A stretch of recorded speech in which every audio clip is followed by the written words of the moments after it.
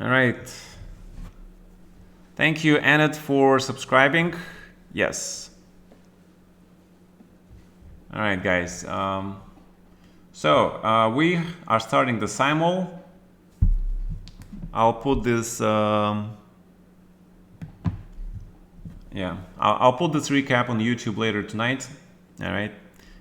But we are ready for the Simul. Remember, guys, you have to do the challenge. You have to be my subscriber. And thank you for supporting the channel for those who already are. And the time controls are 60 minutes per 60-second increment, 45 minutes and 45-second increment, or the mix of the two, whenever you like. The point is for you guys to experience the very close approximation to what the real Simul is with enough time on the clock to think. All right. What I see very often is that a lot of people come to the Simuls and they just play it like Blitz game. And that's not the point. The Blitz is a very terrible thing for your improvement in chess. You need to think and to develop your deep thinking, deep understanding of the position, trying to get into the deepness of it. All right, the Blitz just is really bad. So that's the whole point of having such a large time control. All right, so let's go the Simul. How do you challenge? You have to click on the new game. You have to click on standard. Then you go into the custom. Then you put on the opponent. You put my name. And then you hit the color that you want to play. You can play white or black. Make sure it's not rated. And then you hit play. All right. And that's it. Pretty much it. I mean, it's not that hard. Even I can learn it, okay? All right, so we have some challenges. Yes. Where was this game? My God. I think it was somewhere here, yeah. Standards.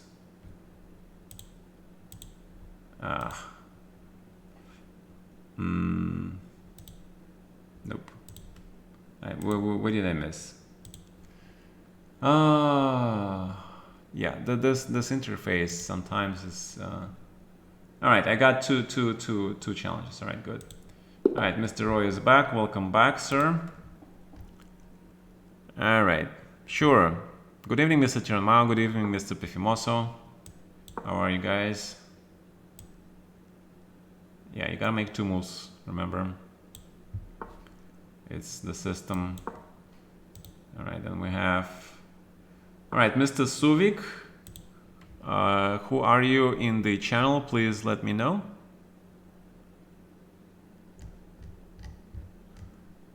You're Plexus Kasparov. Nice to meet you, sir. All right. Let's go. E4. All right, since you're Kasparov relative, we are gonna play Spanish and let you play some brilliant Kasparov Spanish game. All right, and Mr. Suvik, who is Mr. Suvik? Yes, but you have to be my subscriber, sir. I'm sorry. All right, this is a perk my subscribers get. All right, Panic New. Are you the Panic New that I know in my channel?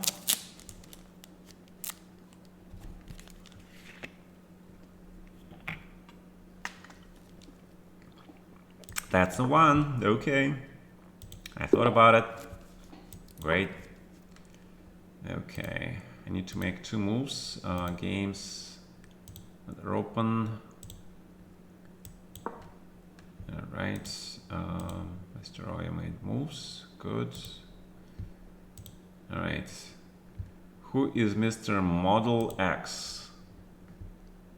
Have you thought about streaming in Kick? I have no idea what Kick is. I am not even that good with Twitch, even though I've been twitching for the last couple of years. Like, you know, guys, I'm a dinosaur in technology. I have no idea. You know, I'm sticking with what I know. And I don't know much about Twitch anyway, right? Before I venture into this dangerous new territory that I have no idea about. Okay. I'm a little bit, you know, old-fashioned in meaning I'm kind of like If I like something, I stick to it, okay? If Twitch gives me some problems, then I will think about moving somewhere else. But right now, Twitch has been helping sort of pay bills, you know? So I'll stick with it. All right, bishop e7.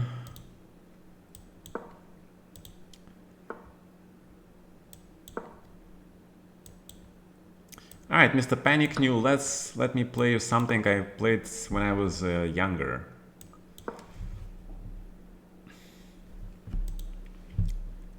All right. Who is model? Do you think Blitz is that bad? Yes, I think Blitz is that bad. The only time Blitz is okay if you actually practice some opening lines, okay? You just want to get a feel for the position, for the structures, for the ideas. That's the only time where Blitz I think is okay. When you're purely trying to practice new opening, new lines, new systems, okay? That's it, nothing else.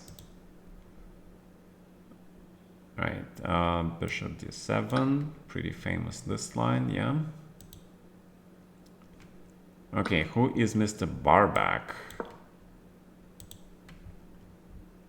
What is your recommended time control to improve? Anything above 20 minutes.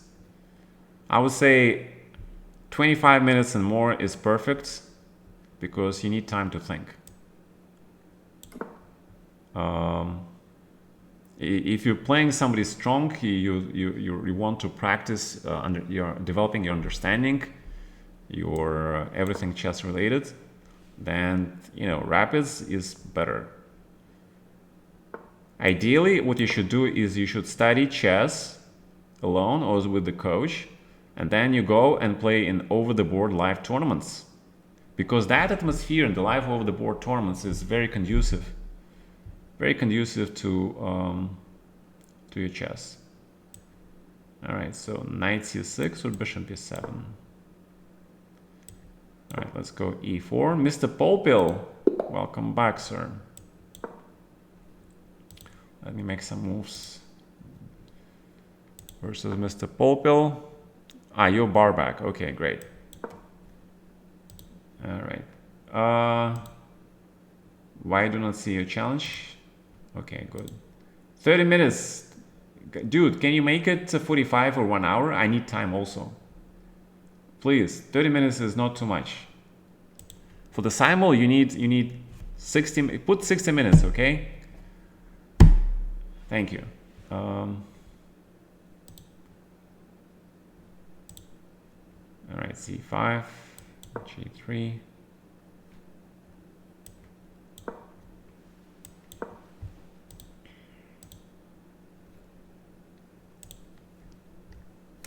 All right, perfect, thank you.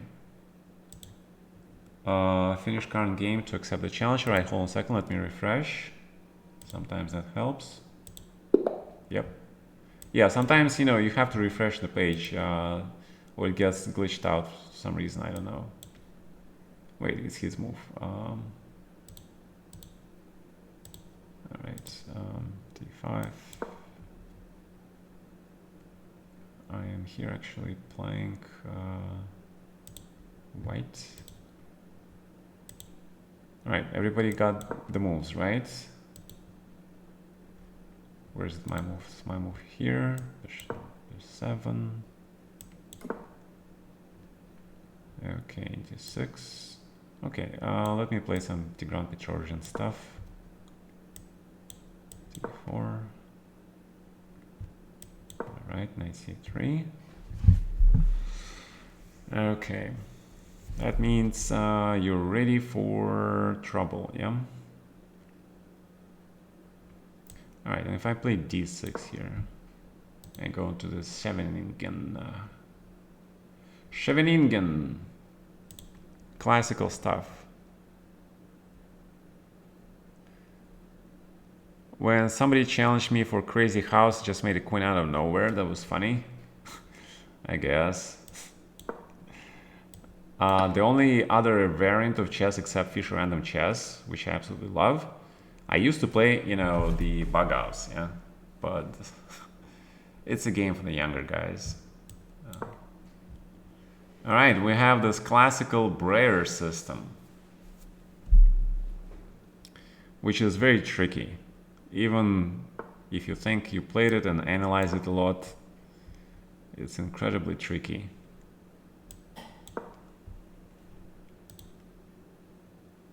Grigor Samsa, welcome back. Yeah, these guys have been with me for so long that I remember them.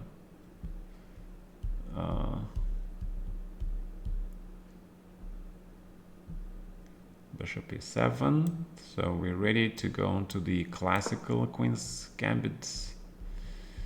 All right, Mr. Grigor Samsa, should we go for something more fun, perhaps?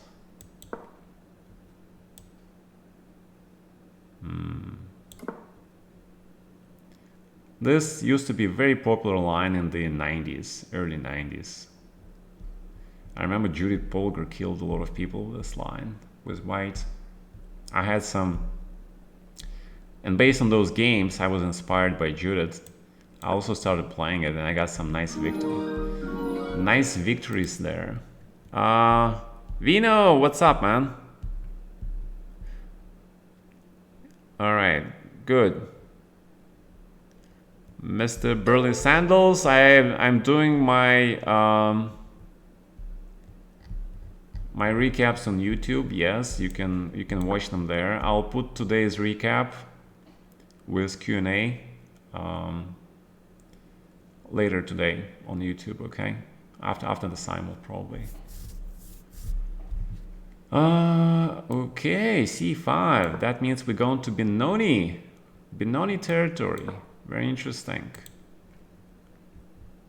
Thank you, Vino. All right. Yes, I think I still have a link to the previous. Yeah, it's game 4. I haven't updated it. But if you go to this link, you get to my channel. You can see game 5 also. All right. I was #1 expert. I am no longer #1 expert on London system. I stopped upgrading it. I stopped analyzing it. Okay, I still play it because I invested so much time in it. And I remember some things, but I am no longer up to date on what is the best option in the London system. Okay, just a fair warning. Everybody, you know, loses this mastership in something if they don't practice for a long time. So, like in one of the, there was this absolutely great movie. It was about gunslingers. And a retired gunslinger comes out back for some event, and he is shocked that he is so slow, and he says, "What happened? I used to be faster." And his opponent says, "Used to be is the key word." Key word. Queen d3 is not being played very often. I wonder why, because you're sort of setting yourself up for e4, yeah? So the question is, can we do this e4? I think so. Let's go. Mr. Polpil, they don't play e5 in this position. It's a very famous theoretical position. Black plays d6. You can sacrifice this pawn, and apparently black gets some counterplay, either by bishop h3 or something. Okay, d6 is the correct move. But also there is queen a5 idea. And then you transfer the queen to h5, and that's how I played against Kramnik, I believe. You don't mix e5 and g6 because this is kind of terrible Sveshnikov, because you cannot play d6. So Mr. Polpil, look up the textbooks on this position, okay, after the game. I think there is an explore feature on chess.com which allows you to see the main line moves and the sidelines and the statistics, right? So I highly recommend you guys, after each game you play with serious time controls, use the analysis feature, use the explorer feature for your theoretical needs to learn the main lines, etc., etc., okay? Approach it seriously. This is serious stuff, guys. Okay.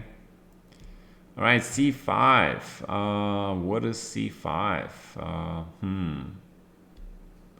Very interesting. c5. So if I take on c5 immediately, you have something there maybe. What exactly do you have? Maybe g5, yeah. Maybe g5 and then bishop c5 for 94. Doesn't seem very convincing though. Maybe just knight c6 or something. And also I can take on d5, yeah? Because if you take on d5 with a pawn, then I can take on c5. And you have isolated pawn. If you take with the knight on d5, I take on e7. You take on e7, then I take on c5. Again, it seems like a very healthy pawn. Or not, yeah? You have pawn a5. All right, tricky question actually. I don't know. The only way to find out is just sometimes just to play it. Sometimes if you don't see the answer and you looked at it, sometimes you just have to play the move. Mr. Plexus Kasparov, why don't you just take the pawn on d5, take on e5 and go on to trace? Because right now you're just giving me this pawn on e4. Right? Because I have 1, 2, 3, 4 hitting this pawn. So if I take this guy, what are you gonna do?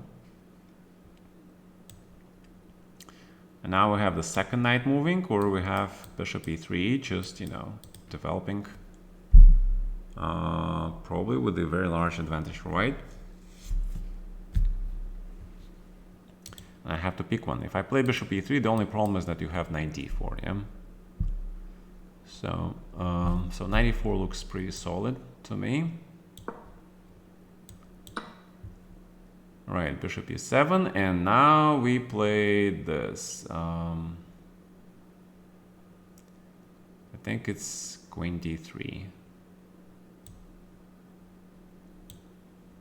Or h4 first. Which one was it? There are a lot of lines here which you still have to remember. I think it's queen e4. Queen d3, I mean.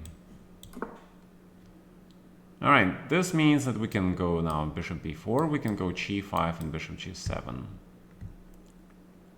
Alright, we can also go d6.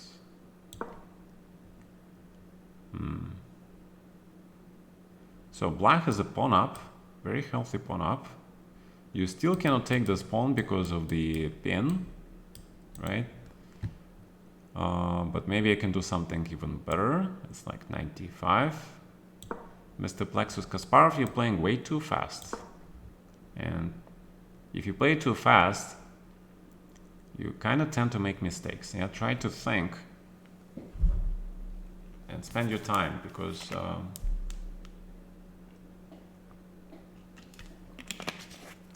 it's one thing when you try to understand the position, understand the secrets, you know, think, use logical thinking, you know, look at the candidate moves, etc., etc. And then you make a mistake, which is not so easy to spot. And the other thing is when you just do an obvious and blunder, okay? So, yeah.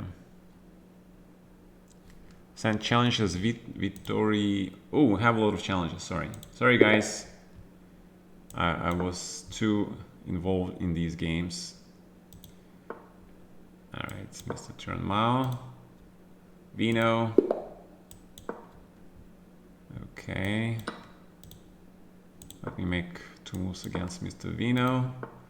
Texas Pete, welcome back, sir. Alright. Everybody is here today in force. And we have Robato.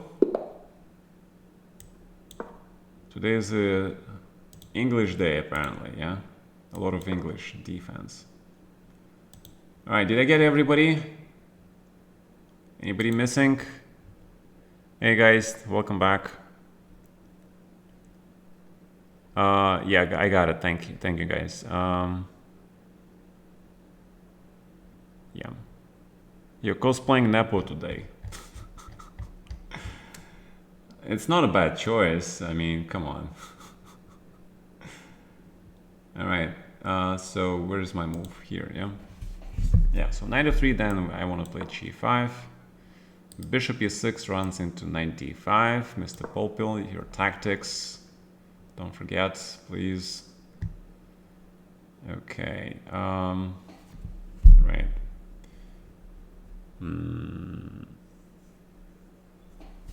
All right. So that means a3.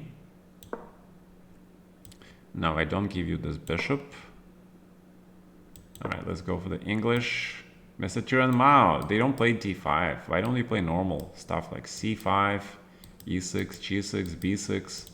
Because after cd5, you give me the center for free. All right, we got a lot of Benonis today. Very interesting. A lot of Benonis. Friendship requests, nice. Okay, e5. And bishop goes to e2. Because that bishop might go to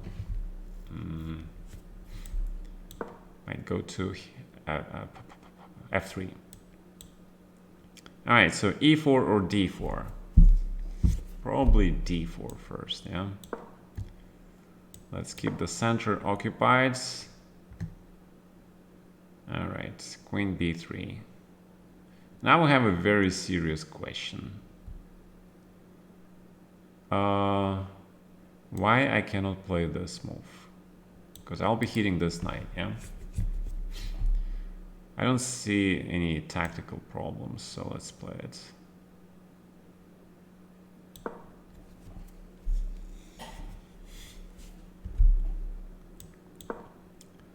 Alright, bishop g2. But Mr. Roya, when you play a move like e5, don't you think it's a little weird? You're running into two attacks on e5. There's also bishop f3 and knight e5. I mean, what comes into your mind when you play e5? I mean, e5 is a pretty standard move, but in Schwenningen, at least you need the other pawn on f4, you need the rook, you know, you prepare this advance. Here you just give me this pawn. So I'm kind of curious about the thinking that goes into the process when you make these decisions, dude. Dude! You've been playing this Czech Benoni recently. Pawn structure is very interesting. Yes, Mr. Texas Speed, I completely agree. I think that Benoni has a lot of potential in general. All right, rook d8. Very interesting move. Very, very interesting. Probably queen b3, yeah? So knight b6, let's push this guy. Ah, okay, knight g4, yeah, that's what they do, right? Sometimes. So I grab.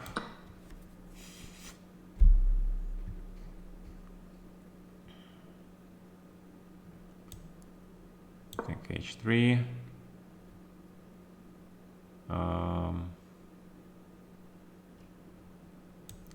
I play rook f1. There's 95 or something, maybe. Huh. Well, queen d4, queen f6, maybe even, yeah, because he hit this guy. So maybe rook d2 instead of rook f1. Try to save a tempo, then I don't have a threat, so rook f1 is probably necessary, yeah. Alright, and the bishop goes back to d3. So f4. Okay, you want to capture this pawn back, but you'll have to do some work first. And we reach the main line of this position, right, Mr. Robato? It's pretty much main line. All right, let's go 95. Yeah, yeah, he got the knight to d4. Very strong location for the knight, for sure. For sure. Knight d4. And I played g4, yeah.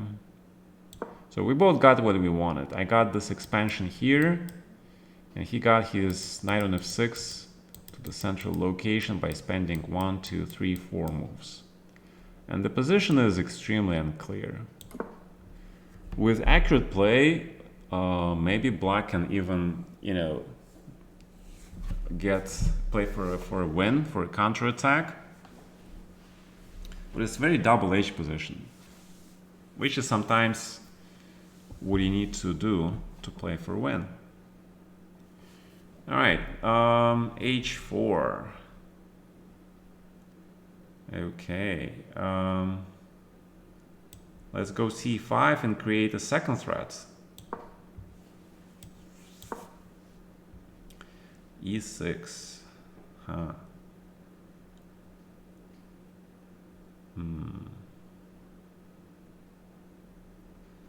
Yeah, this looks correct. This looks correct. So the knight on d4 is a big pain in the ass for white, yeah? Big pain in the ass. Let's be frank. I like this phrase, you know? Let's be frank. It's been used so many times by the politicians, right? It's kind of weird to me because does it mean that the rest of the time you're not really frank? It kind of begs the question, yeah? If you're trying to be frank, is it only just this time? I mean, curious people would like to know, yeah? All right, so let's play knight f4. Let's just go with the flow.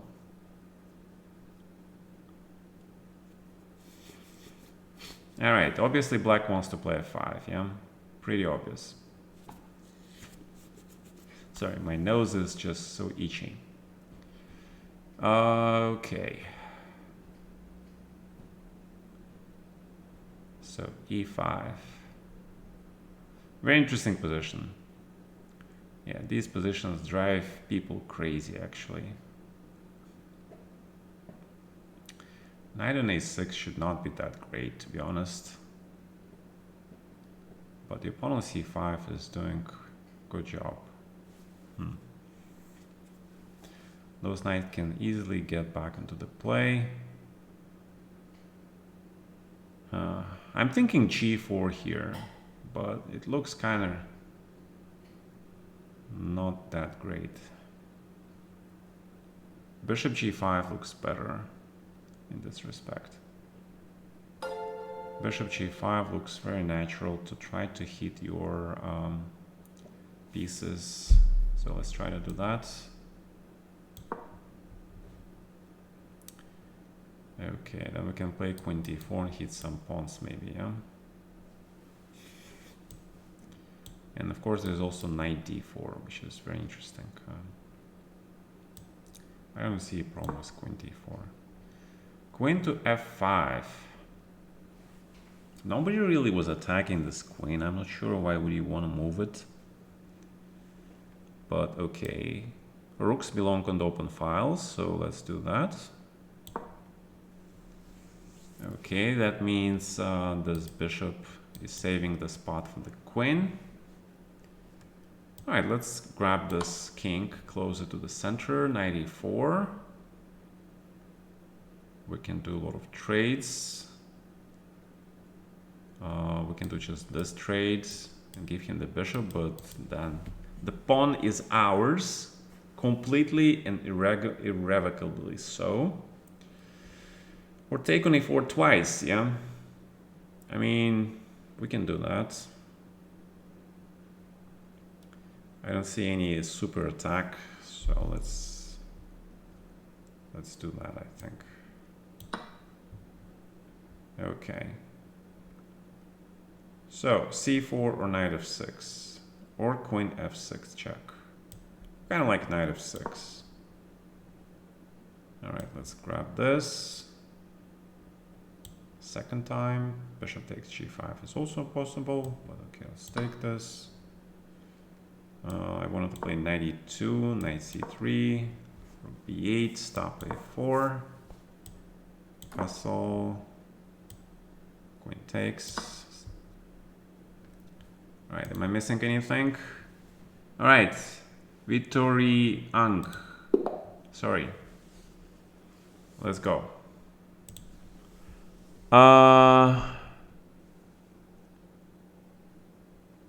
Do you hear the donation notification? Oh, thank you. Thank you guys. Yes, I see the cheering donation. Thank you, Digital Hobo. Thank you so much, sir. Yeah, sorry, sometimes I get so engrossed into the game. Like, you know, when you're really into something, yeah, you just tune out everything else. So I apologize. By the way, Mr. Euroswith, thank you for your donation last time. And Somber Knight also. Guys, appreciate it. Challenge pending. Yes. Did I miss anybody else's challenge? Mr. Silvius Grodius and Log DTT. Who are you guys? Can you guys say hi in the channel so I know who you are? Model X, you have to be my subscriber, sir, to play in the Simul. It's the perk that my subscribers get and helps me keep my channel alive. All right. Thank you for understanding. Yeah.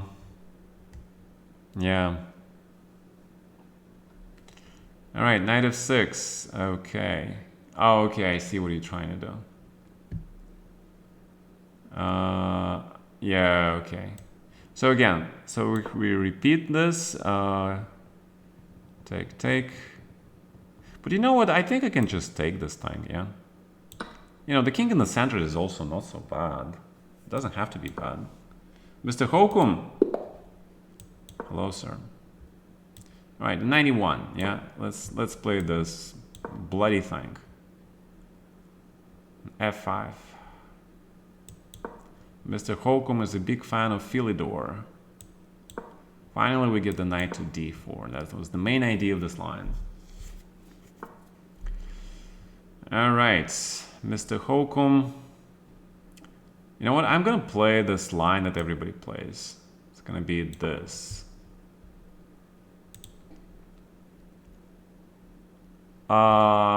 Wait, is that true? No, yeah, 3-minute game we don't play, guys. Sorry. 3-minute game we don't do in the Simul. Hey, game aborted. Oh, what? Game aborted? Okay, let's try it again. Sorry, I probably forgot to make second move. Right. Challenge me again, please. Sorry, I'll make sure it starts. Okay, sorry about that. Yeah, send me another challenge and I'll make sure. Sometimes I also forget. Okay. I try to make sure every game has at least 2 moves and then it proceeds. It's a crazy thing about chess.com. All right. Let's see. No, I don't see. I have only Model X challenge.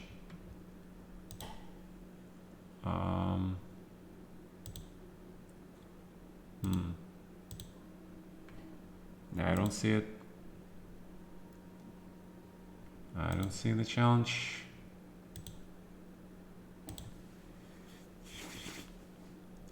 Where is it? Resend. Send again. Yeah, you gotta keep trying, man. It's very buggy. All right. This thing is very buggy. I don't know why that happens. Yeah, I don't see it. All right, I'll come back to you, man. Bishop f5. Yeah, I expected gf5 to be honest, but bishop f5 now makes sense. Yes, I agree. All right. So, but then we can push the rook finally, yeah? Wait, did I make the move? Nope, no challenge. There is no challenge, man. Unless it's here. No, it's not even here. But I'm curious, did I make that rook move or not? Because it got bugged out. Where was this game?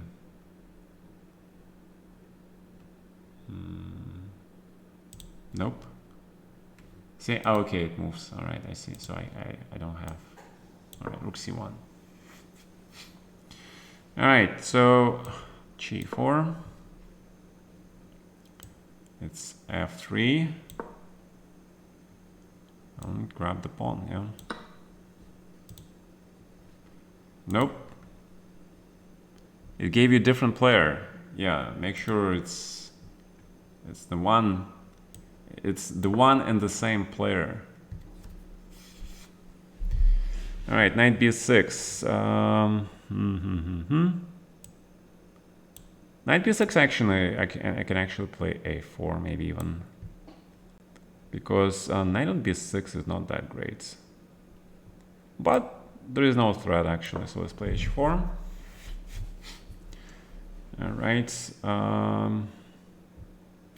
b5 is coming, I understand. b5 is coming.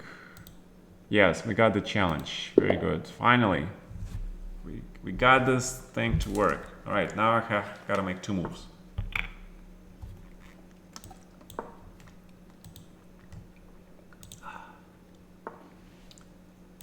I'm curious, if you're thirsty, does it mean you have a drinking problem?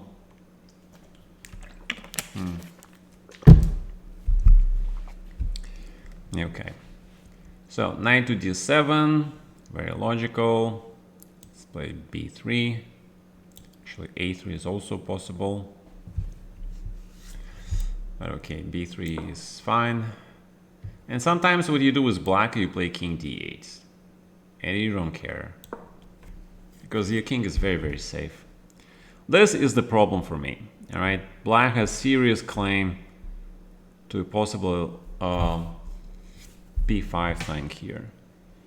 And unless I do something really fast on the king side, I get absolutely slaughtered on the queen side. So the question is, what can I do here? It's a very difficult question. h5, okay. h3, g6, and we're back to this position. Any challenges? No, that's it. All right. Wait. We have e5 here. e5 does not look good for some reason. You seem to be weakening a lot of squares, but you do want to play bishop e6, yeah? Okay, so that makes sense. That actually makes a lot of sense. Knight goes to e2 now. h5. All right. I guess it's check. And we're back to this position, yeah. All right, crazy position, crazy position. How do I keep my thing working? All right, probably gotta do something, you know.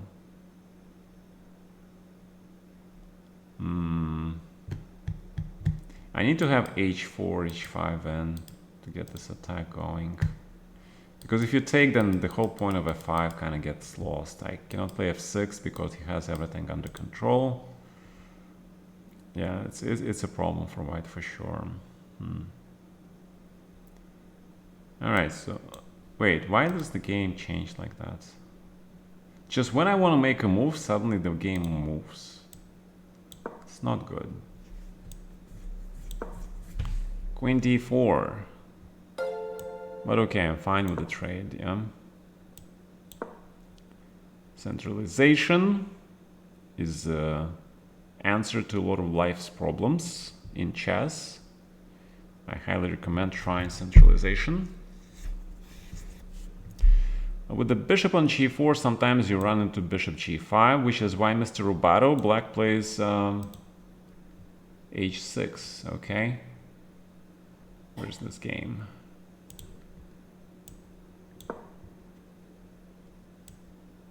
And Mr. Kasparov, that's what you get for with playing chess without thinking much. Hopefully you learn your lesson, sir. Okay. Now, knight on h3. Okay. Excellent! Big fan of Bill and Ted. So you can expect me to say a lot of excellent, dude, party on. Alright? Perfectly legal. Okay. Damn, these games are switching just by themselves, man. Crazy. But I do have a question. Where does exactly this queen go if I just hit it, man?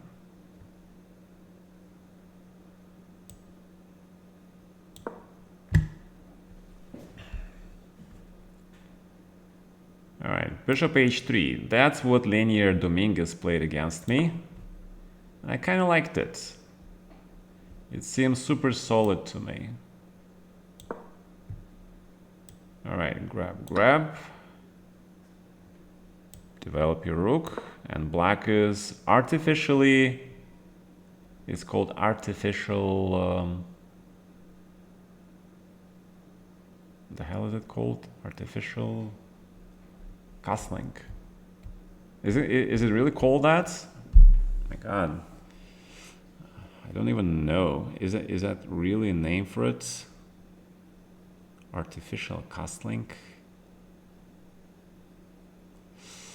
Sounds wrong. Pretty wrong. And if I grab... Alright, knight grab probably. Grab. And knight g5, yeah? Because I need to control e4 square. Pretty critical square. I need it under control.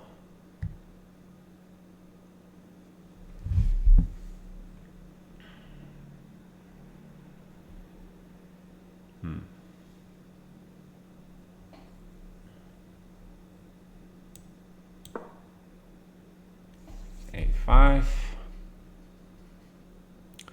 Looks logical.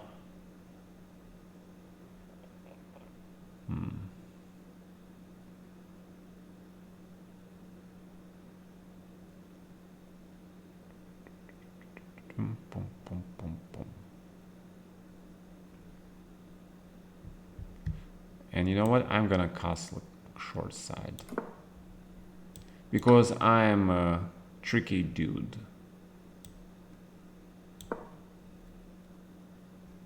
And I want to play this.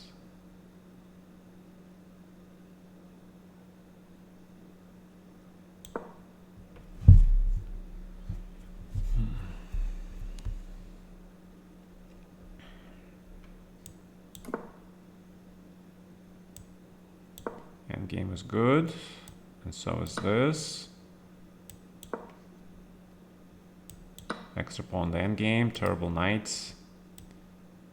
And knight d2, perfect. There's some check. Do I care about this check? If you like to fix my pawn structure and double my pawns, I am all for it. Manual castling? Okay. The stream is in English, yes. Mr. Totoshkir, this is a stream in English language, sir. 94. 94 I did not consider, to be honest. That move did not enter my mind for some reason.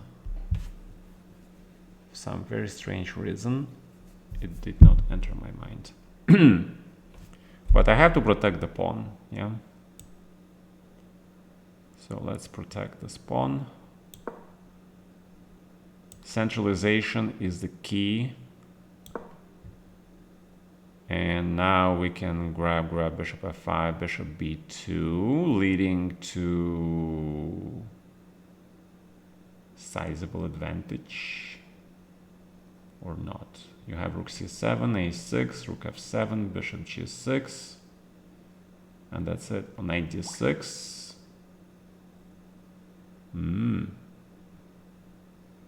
Okay, that is not good, but I have c6, yeah, a perfect response. Perfect response. All right, d6, pretty normal. Thank you for fixing my pawn structure, sir. Mr. Nefedov.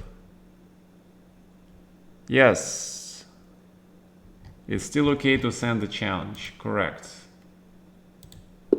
Mr. Nefedov is quite original. Everybody's sending me 60, 45 minutes challenges. Mr. Nefedov says 50 minutes. Neither.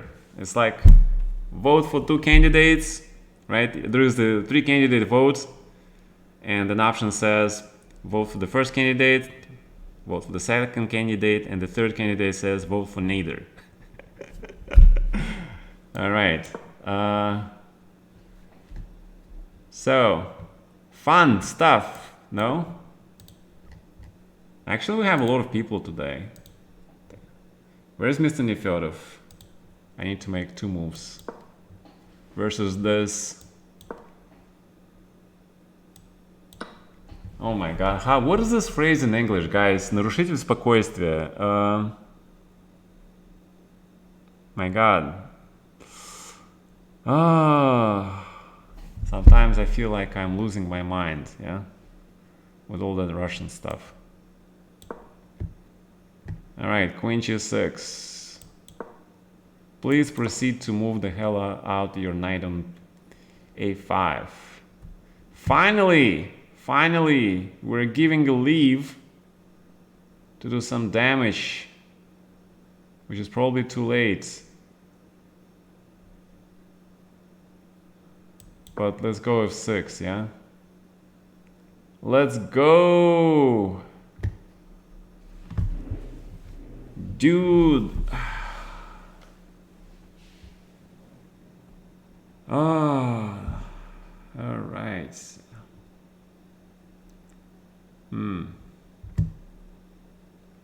Why do I have a feeling I'm really not that much better? I don't have a feeling like I'm better in this position. I don't have this feeling at all. Okay.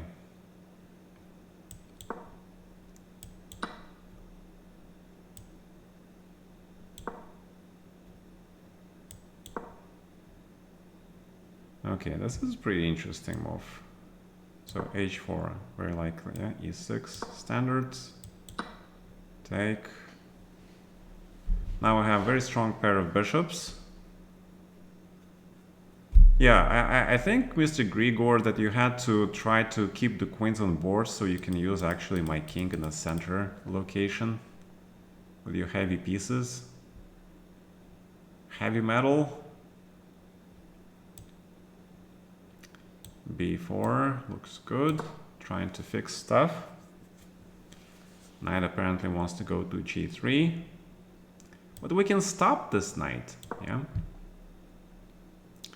You are stopped, sir. Okay. What do you think about f4 idea here? Actually need the knight on d5, just like this guy played against me, yeah? Very interesting. F4 is an extremely interesting idea. I just want to... wait, we just take on e2, yeah? So I am trolling. If I play this move, I'll be trolling. Alright. So rook e1, yeah? And I have the feeling this should be good for me. There should be some tactics here. Don't you think, Mr. Barbak, that there is some interesting tactics here? Like, I don't know, knight takes c5 maybe?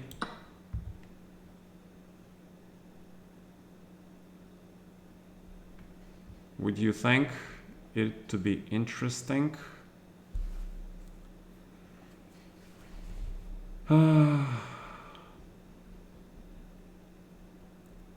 See, you need to have both. You need to have tactical vision and you need to have strategic understanding. Ideally, if you have both. That's an ideal scenario. My nose. Sorry about that. No, you play bishop h8? Really? Oh my god, thank you for this gift, sir. Thank you, thank you, thank you very much. It is greatly appreciated. My god, this is a gift.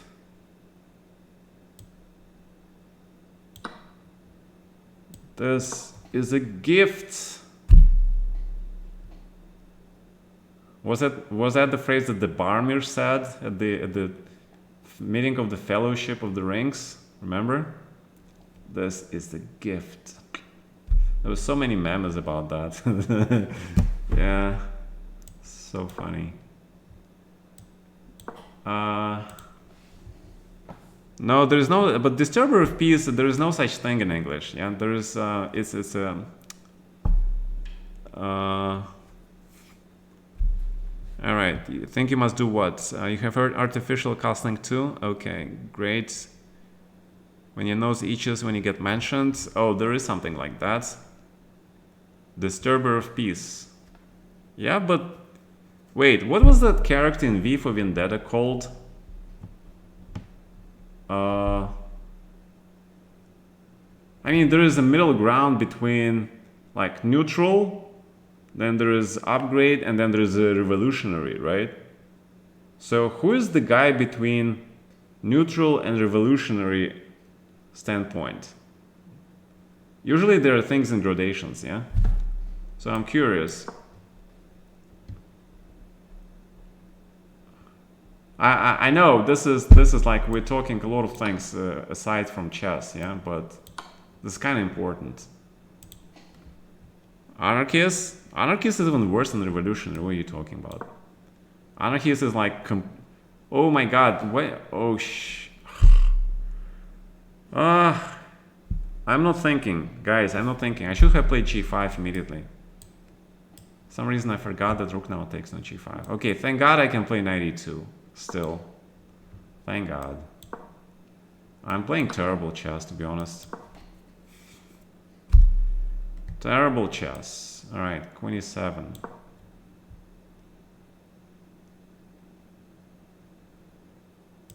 Rook c8. Right, you're hitting this thing. I agree. Which is correct. But then I have e5, yeah? Then we sort of get into this territory of Sveshnikov-Najdorf. Sveshnikov-Najdorf territory. And knight c6. Centralizing your king. And now I can play g5 in peace. On the other hand, can I really play it? Interesting question.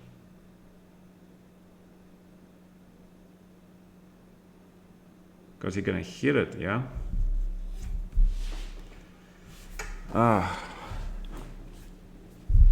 Mr. Vino is extremely accurate today. I will not be able to protect the pawn. But maybe I do. So I kind of disagree with that particular questioning. You know, there is a thing in attorney language where they discuss the question. And they call it the question line being challenged, right? Is this a question line or is there another lingo for that? It's not just it's not just like one question being challenged, like objection, etc., but the whole line of the questioning, yeah, can't be challenged.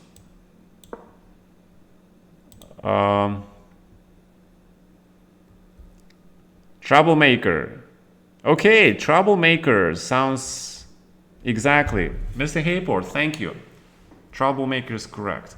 All right, one second, I'll be back. Give me a second.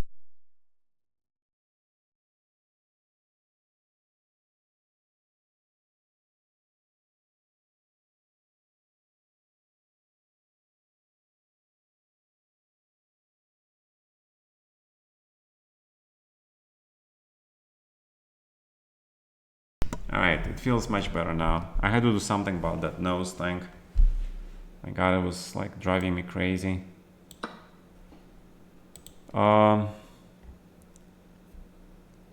need like 3 hours to defend this.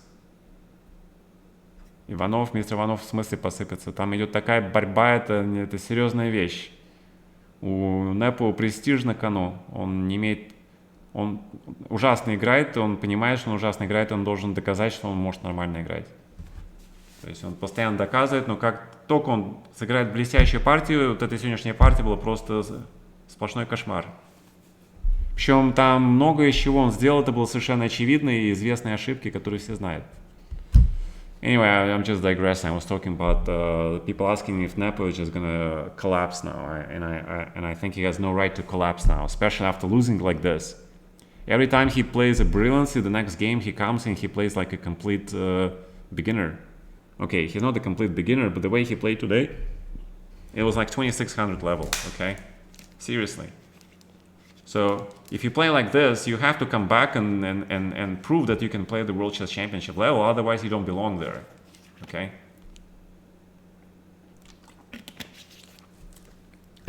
So, I fully expect Nepo to continue fighting in this match. That's my short response to this questionable line of questioning.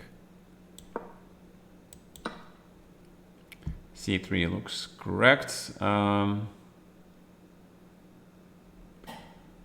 right, Mr. Nefedov is extremely... He really wants the pawn, man.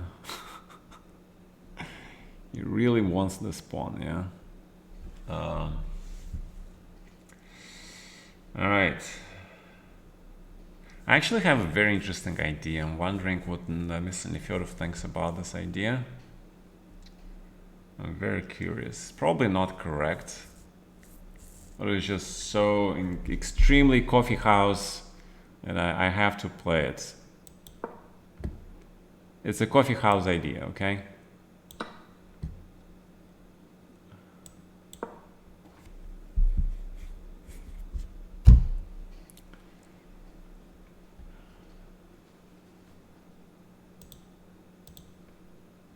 Alright, Mr. Roy, thank you for the game. You have 1 hour at the end. You have more time than you started with. There's something wrong with that, okay? Mr. Barback, not a bad game, but you blundered this thing at the end. Yeah, the computer thinks I have a small advantage, yeah, but... yeah, I could have played 95 here immediately. Unfortunately, I didn't see this idea right away. I only seen this idea here, but it's still good, yeah? All right. Okay. Still see it. My move in this position. It is my move, this position.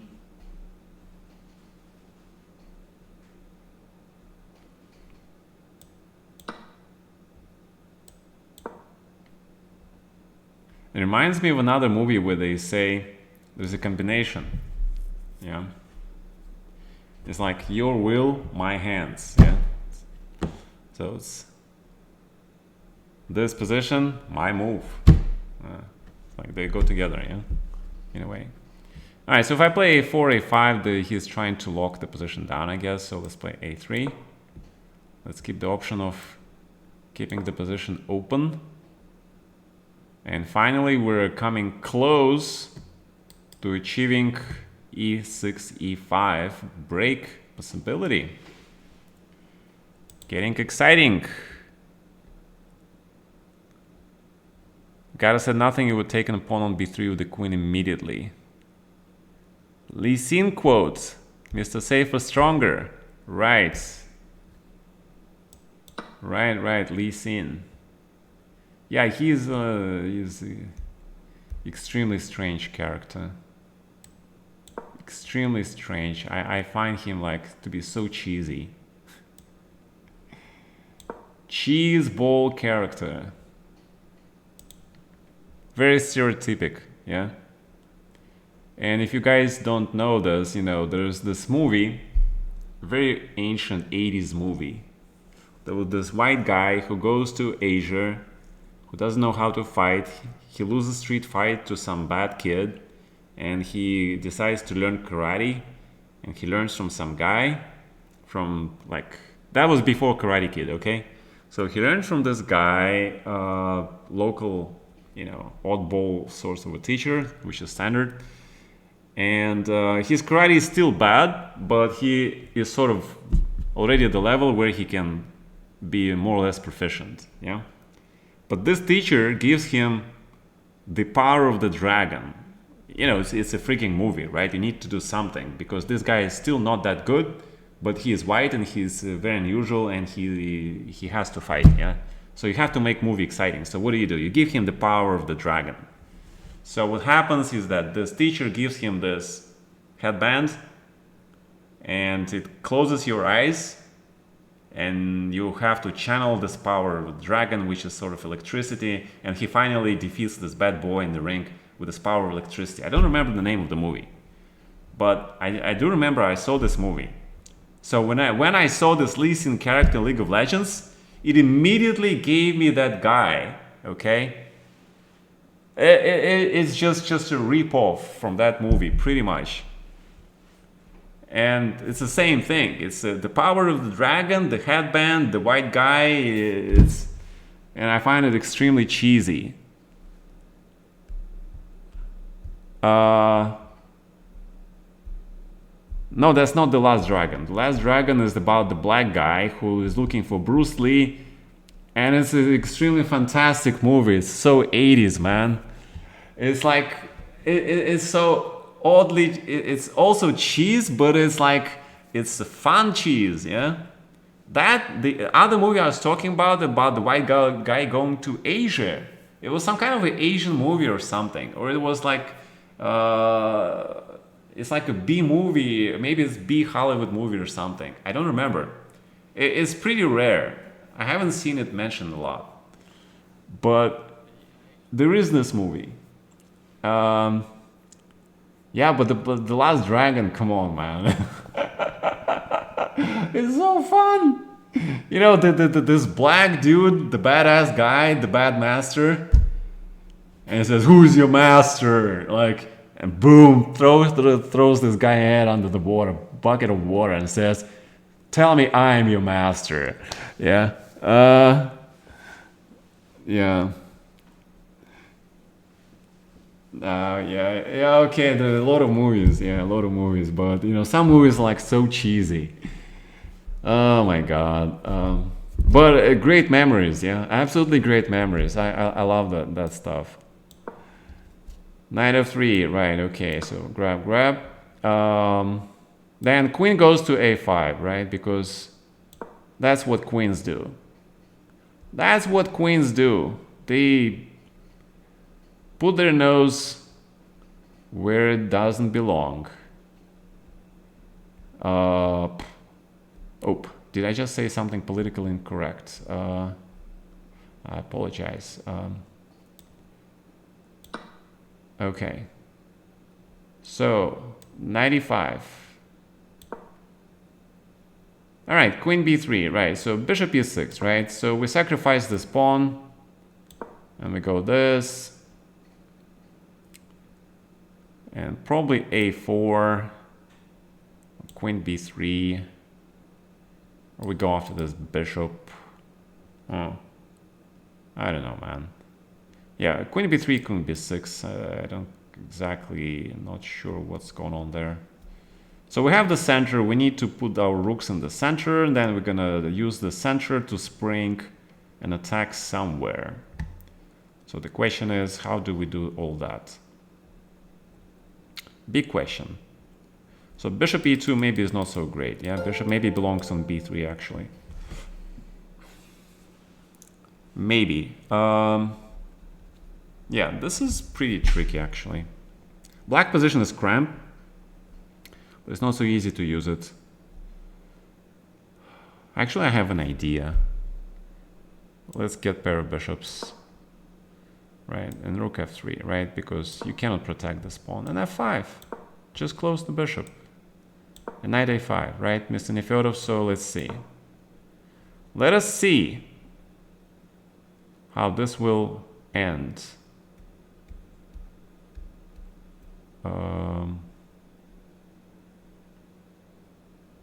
You know, sometimes they just play a6 here. They don't really care. And because he moved the pawn, now I have sort of an entry point for my pieces, right? But first, probably let's play g3. Make sure you don't have funny business with queen h4. And it sort of gives us a luft. Yeah, bishop e4 allows king d2, so maybe check first. All right, now you're ready to play f5, right? That's your big idea. That is your big idea. I understand. So we're gonna play e3. Actually, e4 is very, very normal, but what is a but? Don't answer that. That was a rhetorical question. And bishop e4, yeah. Or yeah, because you want to play bishop g2, I don't really want to allow that.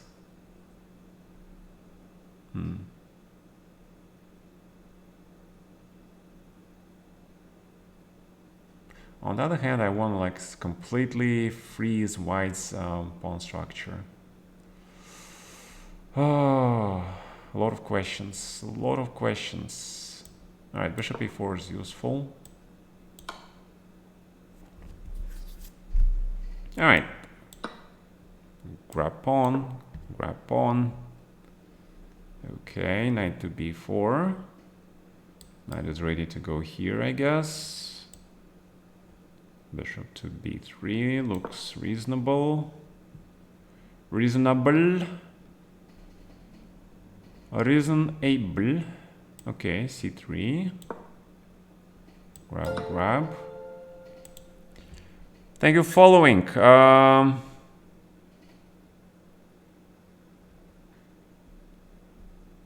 Yeah. Thank you for following, guys. I don't know, Jim Gata, I don't remember. I don't remember the names of the movies, okay? All right, check first. You know, check first, ask, you know, shoot first, ask questions later. Yeah, that's the strategy, all right? It's like, always works. It kind of always works. So if I grab this pawn, I think maybe I should just take this actually. This is actually not a bad idea, but I kind of also want to keep the queens on board. Also rook b3. Oh, but then I have knight c1. Yeah, knight c1 looks good, yeah. So queen d4, rook d2, then rook d2, right. Then knight c3, then you take on d3. Then I keep my pawn on g5 alive, right? So let's grab this then. Okay, grab, grab. Also, taking with the pawn is very interesting because then bishop f7 will be unchallenged and the king is like one step away from getting mated.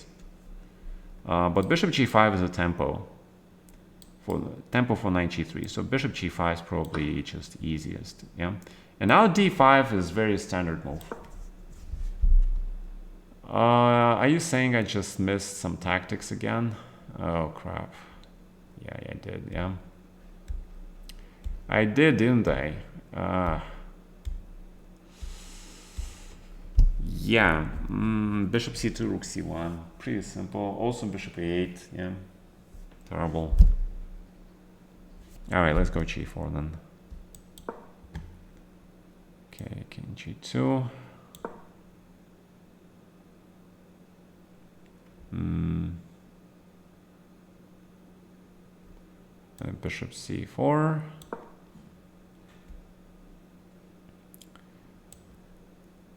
Pikachu, I choose you. b4. You played at 85% accuracy, not bad. That g5 pawn is important, yeah? His bishop looks active.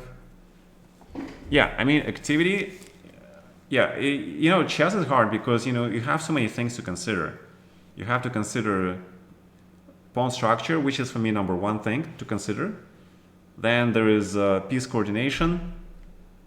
Then there is, well, Mr. Neferov, I'm pretty happy with bishop b3. If you want to repeat this position, I'm pretty happy because I messed up somewhere.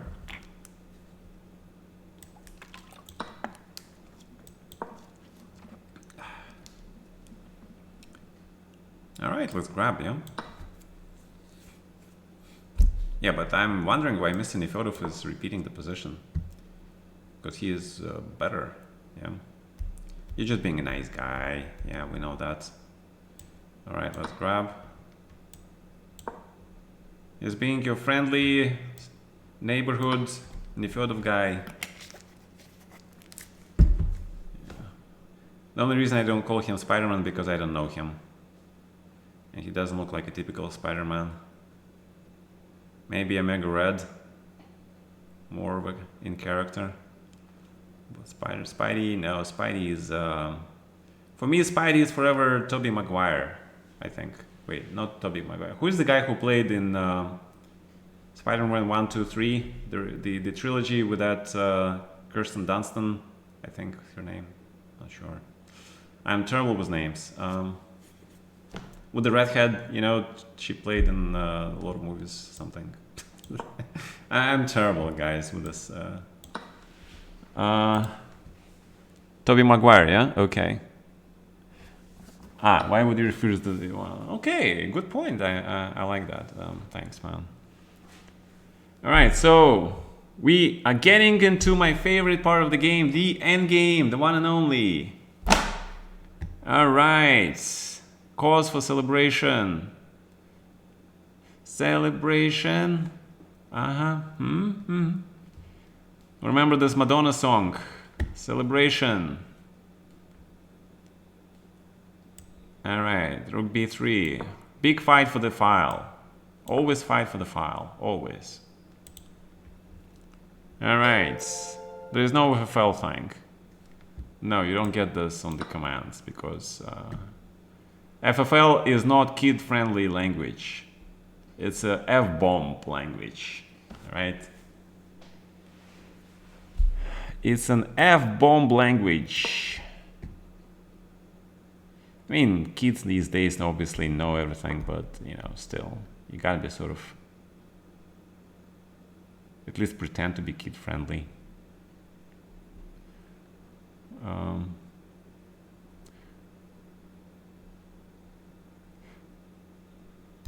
All right. Yeah, we gotta stop b4. Yeah, that's for sure.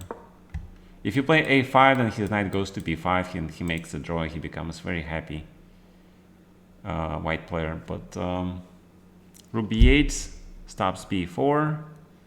Knight f6. Okay, you don't want to get mated. Wise decision. A very wise decision. So we're gonna go and pick up this h5 pawn. Can you guys imagine? You call up Uber serves and say, hey guys, I need a chess pawn to be picked up. And they go like, what? And then turns out you have a date cosplaying a chess pawn. And then the question is, of course, like, you know, All right, that's really adult stuff, okay? Sorry about that. Yeah, we're getting into this chess cosplaying stuff. It gets really murky. You still want Team FFL shirts for events. That would be epic. Friendly famous legends. Mr. Chiramao, you're a genius. You're a genius. So, you know, FFL can be anything you want FFL to be. All right. A4, my God. This guy is like... This guy is pushy. He's very pushy. And he's also not afraid of e5. I'm like wondering why he is not afraid of e5. Is he got balls of steel?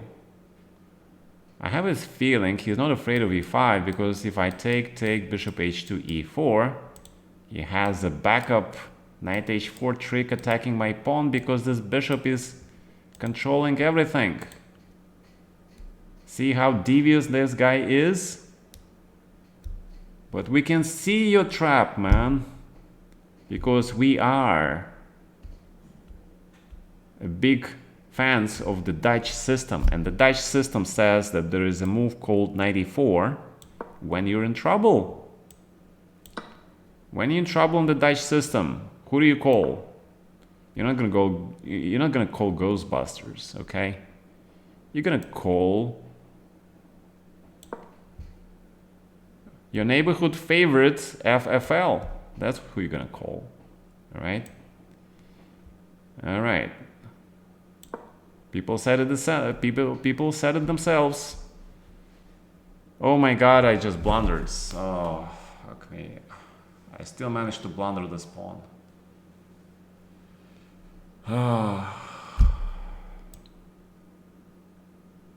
Wait, and that is not it. And if I take here, he takes on f6. Oh, man.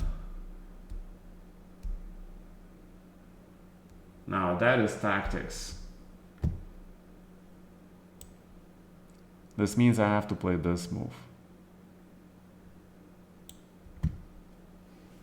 Oh my God, I blundered. Such an interesting position. Queen g5. This was a key pawn, man. This was my key pawn. This was my... what is that masterpiece by this guy that everybody is quoting? Remember Tony Stark, the first movie, The Iron Man?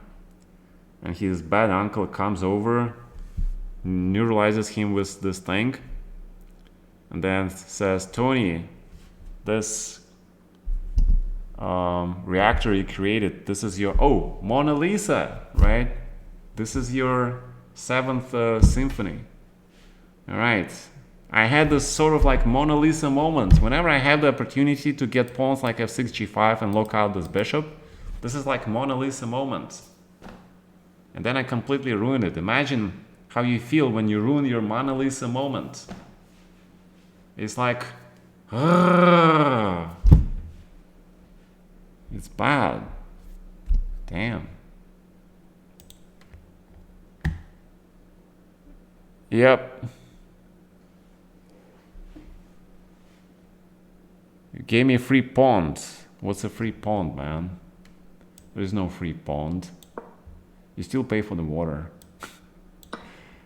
I understand what you mean. Okay. I'm just kidding, man. All right. So, guess what? The bishops are very good in bouncing like a ball, right? They're like bouncy, bouncy, bouncy, bouncy things. Okay? So, knight h5. Let's do a bouncy thing. That's what the bishops are really good at. They are bouncing all over the board. Rook b1. a6. That's the whole point. My pawn can keep the square away from this knight. Great game, that Goofeld won. For sure, man. All right, wait. This now allows me to do what? Now this pawn will be hanging also, yeah? And also the bishop can go this way. Both bishops can like bounce back. Bishop e5, centralize the bishop. And you guys see what I've done? But he also helped me. Yeah, he played h4. He should have played rook h1 and kept the tension on board. And instead he went and he fixed this pawn structure. And look at this guy now. Yeah, he has no squares. Okay, so he's trying to go to a3. This poor guy. But he's not gonna get any relief. There is no relief. Just death. No, I'm being dramatic. Okay. Yeah.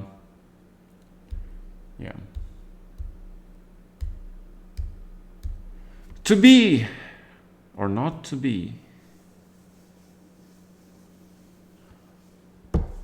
And then the real question is to take the pawn, to take the bishop, or to take the knight. Yeah, I think somehow he survives this. Yeah, I feel like I gave him way too much. Like I allowed him to leave.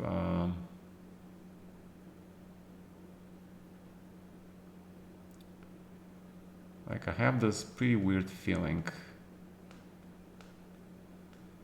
that I could have played this better.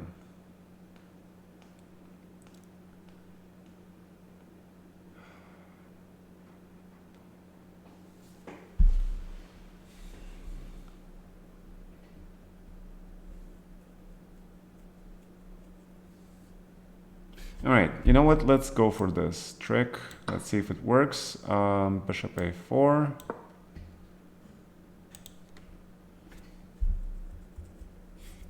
No rest for the wicked. That's a pretty gleam outlook. What is that word? Bleak. Yeah, bleak. And bishop f7. I want to keep this king in the box. Keeping stuff in the box, that's what I do best. All right, we're keeping this king in the box. Bishop g7 looks correct, and his rook is ready to go here almost, yeah?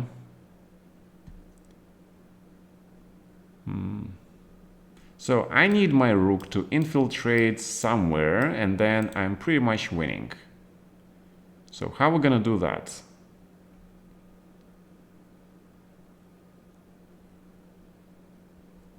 Rook c1, probably like that, yeah? Rook b7.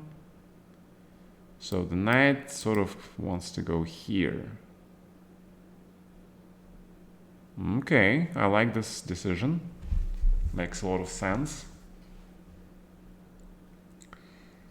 That makes it a lot of sense. All right, so let's see. Here.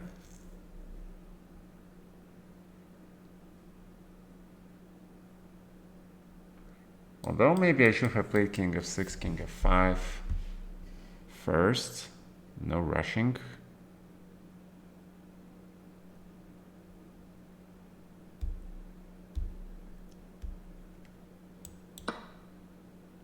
No, but I have, look at this. Look at that. It's horrible, man.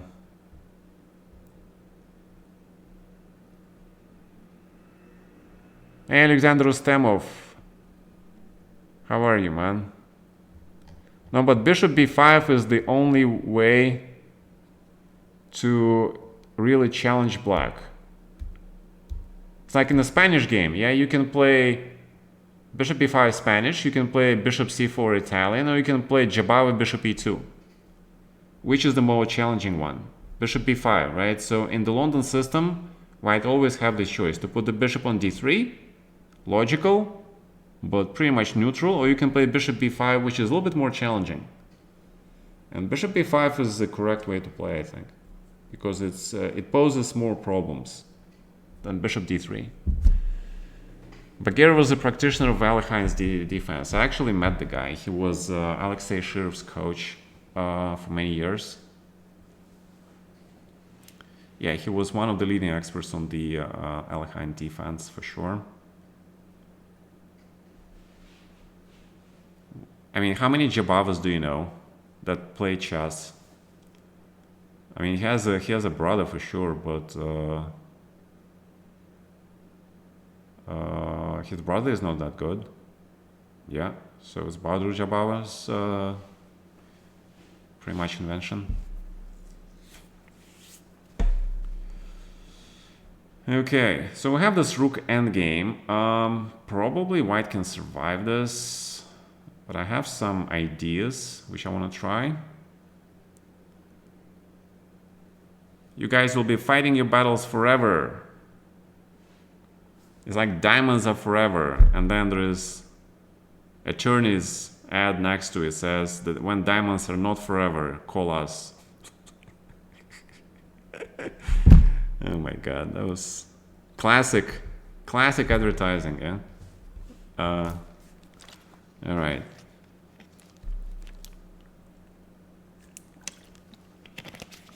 Yeah, a lot of people play Alekhine, but to be really an expert in Alekhine is a different thing, yeah? Yes, his brother is pretty strong, I agree. Yeah, Lev Albort, yeah, absolutely. So Alekhine was very popular opening, and so was the Dutch. But then, you know, because of all the World Chess Championship matches happening and people playing all those main lines in the World Chess Championship matches, you know, slowly those guys, you know, like faded, yeah.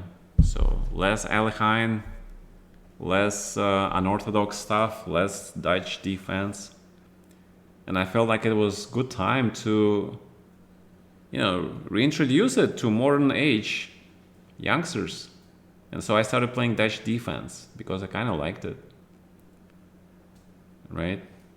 And I started playing London and showing that there is a lot of possibilities. It's like this, you know, audience firstborn who was in the prison for a very long time, then comes out, the goddess of death, Hele, right? I mean, they completely screw up the Norse mythology with these movies, but okay, never mind. Yeah, and then she says, "Darling, you have no idea what's possible." Yeah, so, and the engines are the biggest troublemakers of them all. It's the engine's fault. Engines started showing people that, you know, of the possibilities that they didn't think was possible before. It's absolutely crazy. Besides, you don't want to battle forever. You just want to have a good battle, and then you go into Valhalla and you celebrate. Yeah, you celebrate a chess battle with the likes. Imagine you have a chess Valhalla, right? You're gonna play Morph, you're gonna play Stanis, you're gonna play Lasker, you're gonna play Capablanca. I mean, would you be content with that kind of future in your life? I can live with that, you know. If my afterlife is where I play chess on a daily basis with guys like Bobby, with like guys like, you know, Tal, right? I play them the whole day, and then at night we go play cards, poker, and we drink. That's a perfect afterlife for me, you know. I'm pretty happy. No, but this is, I'm saying about Chess Valhalla, yeah? Then we have, obviously, Chess Goddess, Kaisa, who will be presiding over these festivities, right? So I'll be pretty content with such an afterlife.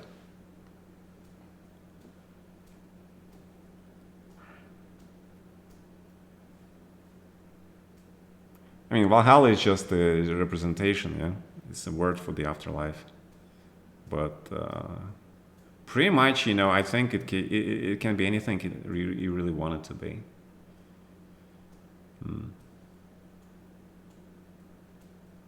But okay, it's more of a philosophical question, yeah, like what happens to us. But it seems to me like, you know, there is a famous phrase, you know, hell is what we make it to be. Like in life, we're suffering so much because we choose a certain way of lifestyle, a lot of suffering. And then, like, you know, is this really life? Yeah. So, I don't know. A lot of philosophical questions, to be honest. All right, knight g2. Right. Okay, so let's start with the yeah, let's go king e7, rook t4.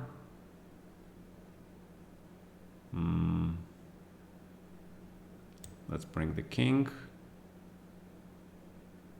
to the action. Bishop a6.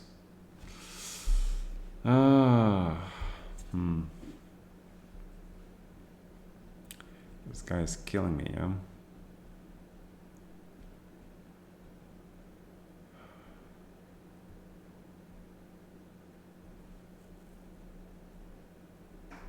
Yeah, well, the threat is rook d3, so I can't really think that much, yeah? So I have to take it. Grab the pawn, for sure. And the question is, should you castle? Because it kind of allows his queen to get to h3. I'm not too happy about that. So maybe it's just king f2 then, yeah? And now we can play d5, we can play g5. There are a lot of possibilities. And I think there is also this hidden possibility to take on b4 and play d5.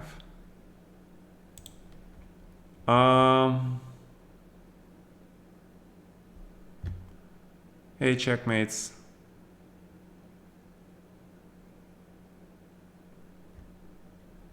You'll have such an insight, the chess will be solved some kind.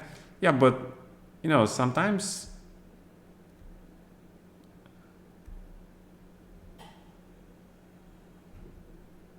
I don't know, man. I'm not sure that you're gonna have such an insight unless you choose to have such an insight. You know, the way it works, in my humble opinion, is you're gonna know a lot of stuff, right? But it's not like you're gonna know it like all the time and every second of it, yeah? What it means is that when you think about it and when you wonder about it, it will come to you immediately, okay? But only if you choose to think about it. You can have access to this knowledge. But if you refuse to have access to this knowledge and you just want to play for fun, then it will be a fair game.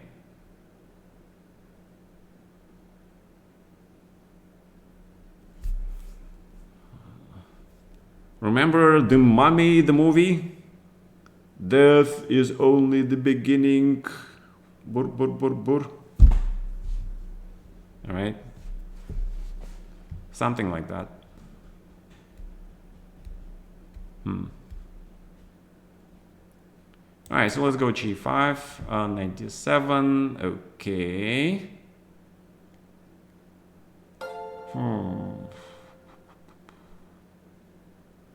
Yeah. He's so active, my God. It's like, I don't even know where to start, how to play this position, yeah.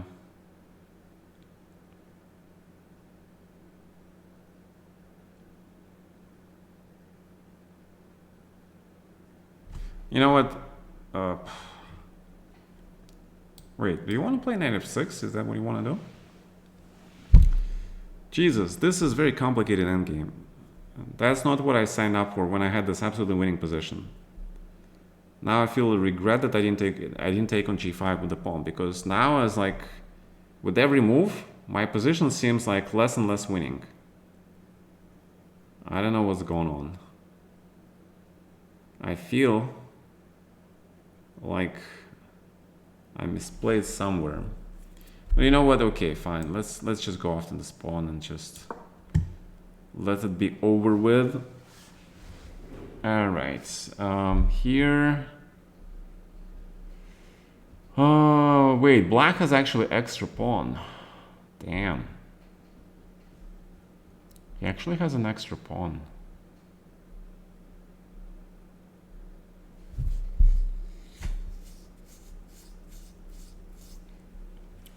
Now that's not good.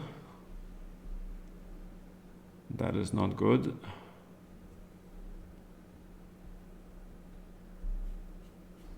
So if I protect this pawn, and yeah, I don't know. I'm thinking, should I go after this pawn? But then I give him so many squares. I'm like very unsure about d5 and knight takes b4. Because opening this bishop, is it really worth taking this pawn? I just don't feel like it's worth it, man. I don't feel it's worth it at all. So maybe we should play e5 instead. And close the bloody bishop. Definitely take. And you know what? Let's go into the endgame. We're just gonna go a4 and ram it in.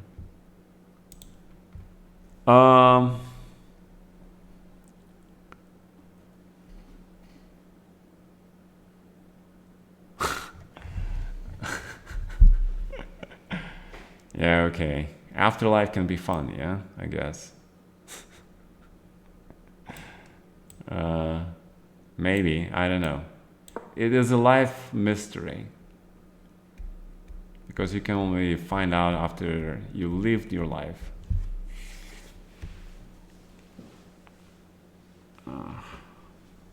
There's so many theories, yeah. But one thing to keep in mind is you do have to enjoy. This life is really short. So try to enjoy it. And enjoy it like, in a good way without potentially harming anybody else while you're enjoying your life. That would be pretty good. So, what happens if I grab this pawn? I have a feeling I'm blundering again, but heck with it. Let's just go. Yeah, I feel like I'm losing this game, man. But it's okay. It's okay. All right, we get more. Actually, no, you take with a pawn, of course, because now you have targets. My God, Mr. Rubato, you gave me an advantage suddenly.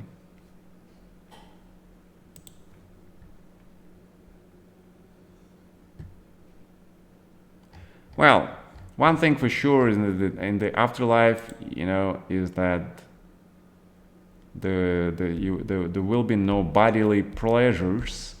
Okay. Pretty much every philosophy agrees on that point. So,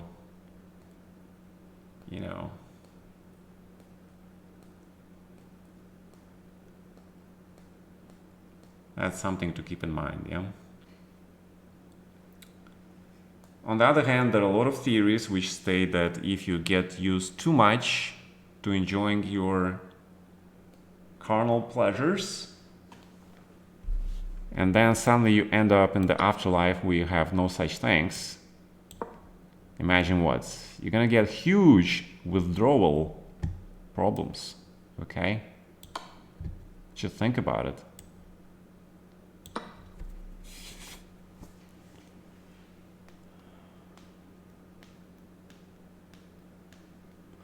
I mean, it makes sense in a way, yeah? So those monks, they actually have a huge advantage because they already know what's coming and they're preparing for it.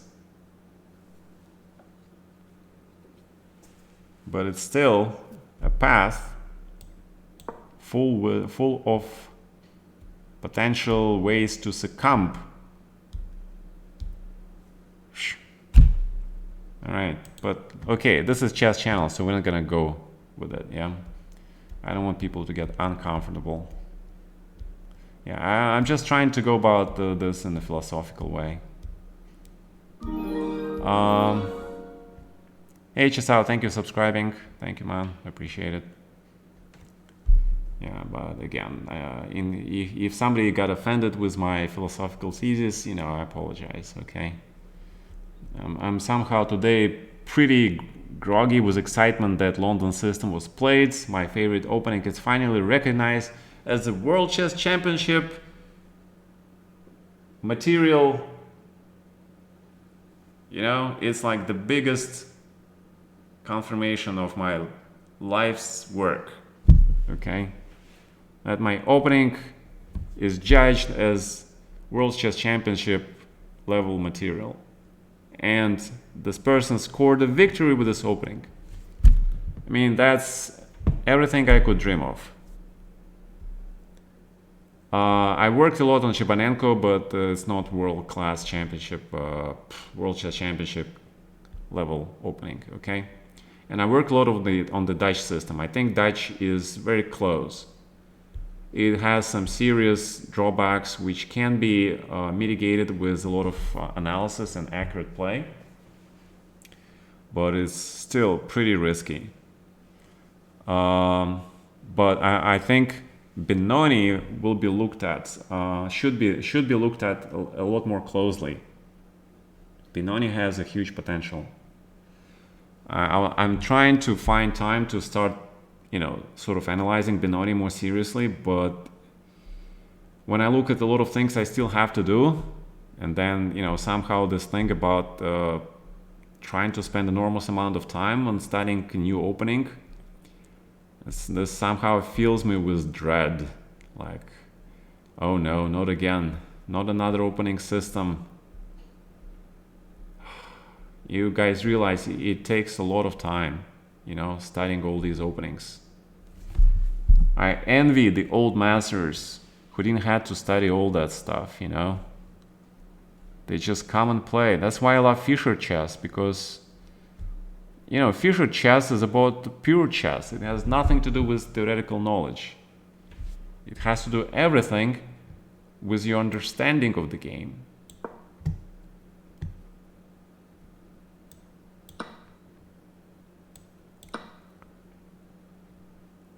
King f8, grab the pawn. Alright, and we got into this position, which I think is just huge advantage for white. King f7 or king f6, there are two ways to play. Probably king f7, yeah? Alright, so we grab this pawn, then we grab that pawn, yeah? And what is this position? I think that white has a pretty big advantage here. Computers don't like it. Computers don't like King's Indian, but King's Indian has been tried in the World Chess Championship matches. And compared to Benoni, King's Indian is really risky. Benoni, I think, is less risky than King's Indian, actually.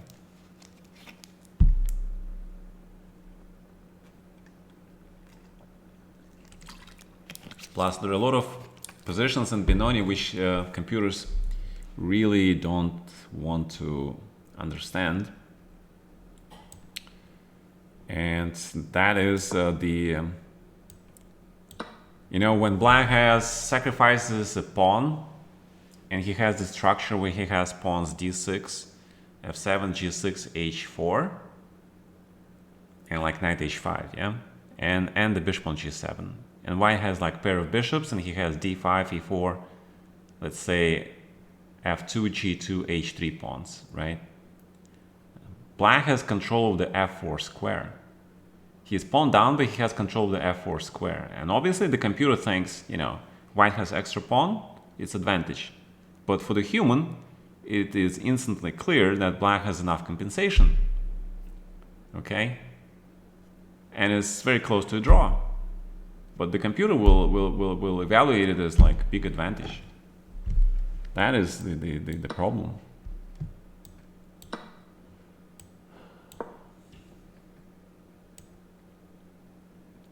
All right, push the pawn. Rook to d8. Yeah, Vino is, today he is unbeatable, yeah? Today Vino is unbeatable. All right, Mr. Vino, a fantastic game. I don't see any more resources. You get this huge, after you take on f6, you get this huge opposite color bishop's attack. Yeah, I'm just gonna resign. All right, good job, man. Good job. All right, let's go to the next game. Well, I'm not saying that a computer doesn't understand. Probably according to the computer with the accurate play, White still has an advantage in such positions. But it's like, again, there are endgames which are fortresses, which is known a draw, but the computer would still evaluate it as advantage for the side who has a material advantage. Because that's what the computers do. Yeah, they have to evaluate the current position. If they have the table bases activated, but still there are some fortress positions which are more than the 7-piece table base, right? If you have table bases on included in the engine, that it would take it into account, obviously. That would make it closer to the evaluation, but still, you know.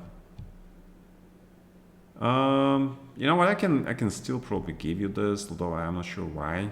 Yeah. Yeah, let's just trade this. Yeah, but this is the obvious win. Yeah. So grab. This is obvious win because I protect my pawns. And then it's 2 pawns and a king. 2 pawns is the win.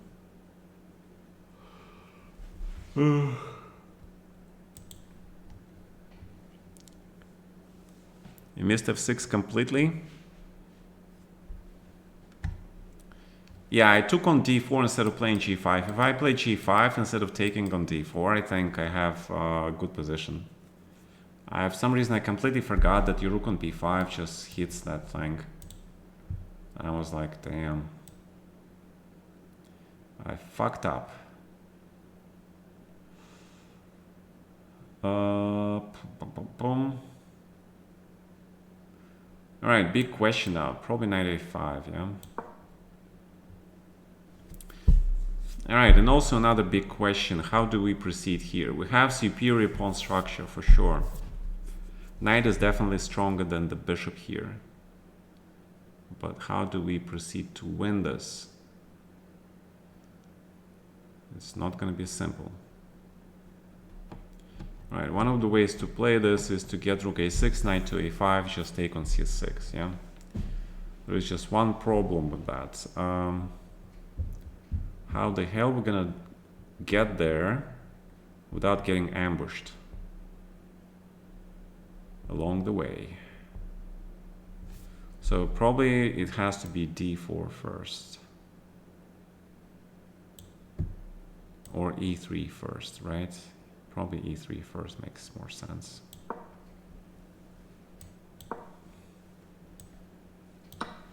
Right, that should be a draw. You're correct. That should theoretically be a draw.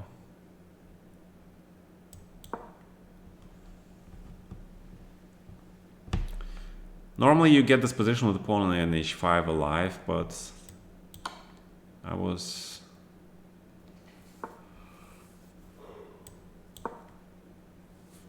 somehow thinking that maybe I can do it without pawn h5, but knight on f4 is very, very good.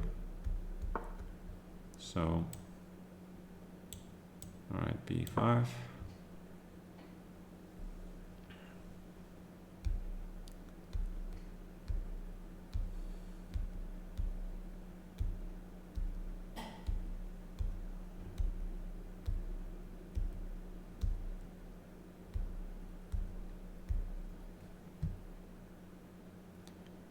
Okay, so let's try to reconnect the pieces.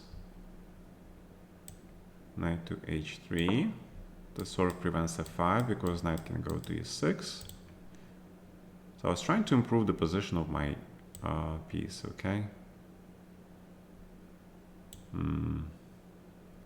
F4 is extremely tempting, actually.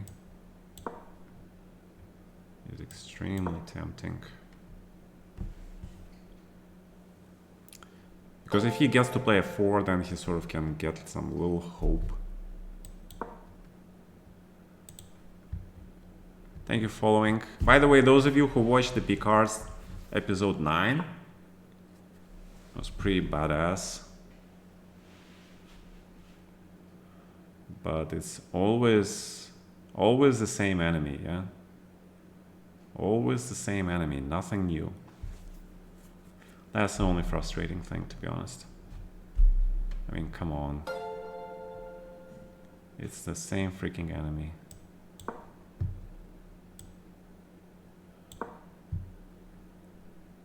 Yeah, I don't want to spoil it for you guys, so I'm not going to talk about it. But it's just so disappointing. In a way. Alright, so we gotta play this. Obviously, rook goes to the 7th.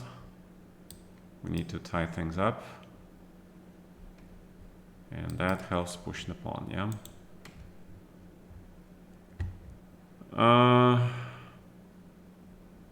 Thoughts on the world, on the VC? You know, despite the fact that I didn't want to watch the match because, you know, I didn't consider it to be like really the match between the best players. I'm kind of growing on it, you know. You know, the players really try to, you know, create something creative. They don't play boring chess. Each of them has something to prove. It's a fresh face, you know? It's not a boring, like, you know, Corano versus Carlsen 12 draw match. It's not like where both players have 97% accuracy, yeah? I mean, it's nice. Obviously, these guys are the strongest. When you have this 97% accuracy, you see absolutely everything, you understand every nuance. Yeah, but it's more like a fucking robot championship, okay?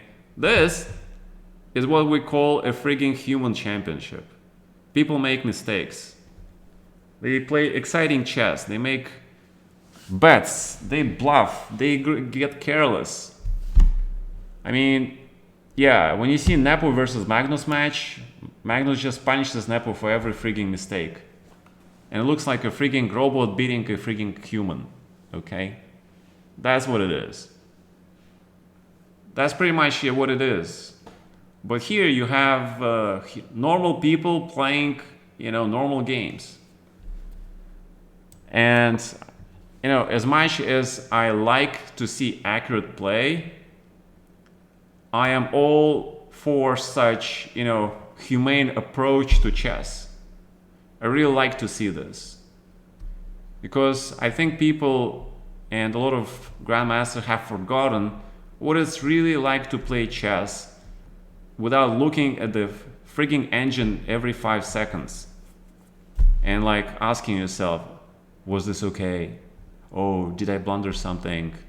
Or did the engine god say, oh, this is bad? Yeah, fuck that, you know. So I'm pretty happy. Yeah, these guys make mistakes. They're not perfect. They're maybe not the best, but they're not fucking robots. We already have too much fucking robots in this world. Everywhere I look, every time I open an email, every time I open Twitter, every time I open Facebook, there is a goddamn GPT chat thing. You know, it's like driving me absolutely crazy. And then everybody says, make money in GPT chats, make use of this before, you know, I don't know, the world ends crazy over, yeah? Like this, they create this huge panic Unbelievable. All right. All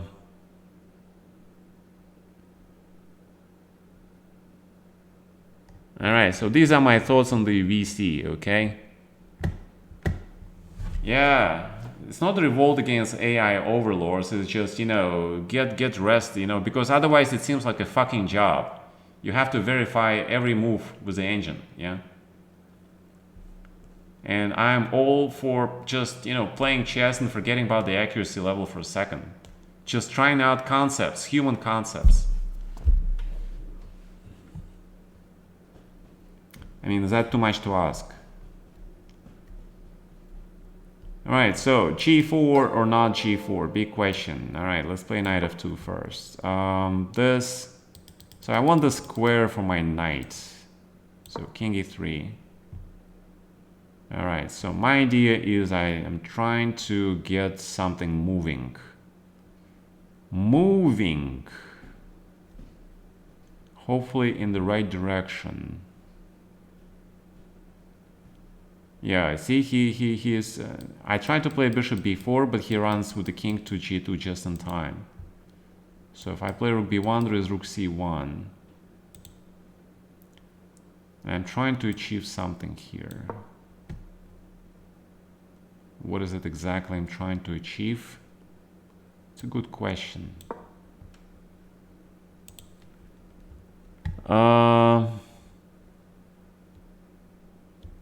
It's only gonna get worse. Oh, for sure. A lot of people are gonna lose their jobs because of the AI, that's for sure. It's not gonna make things better. It's gonna make things better for the corporations who are gonna save a lot of money. That's for sure.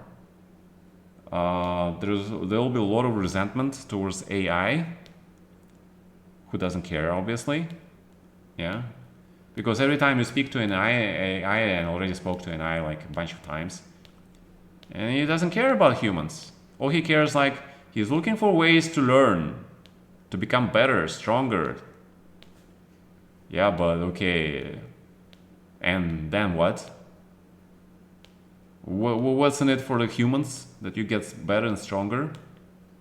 Nothing. It's the computer only gets all the best benefits. So, you know, I'm pretty skeptical about this whole damn thing. All right, rook b1, rook a1. I need to cut him off.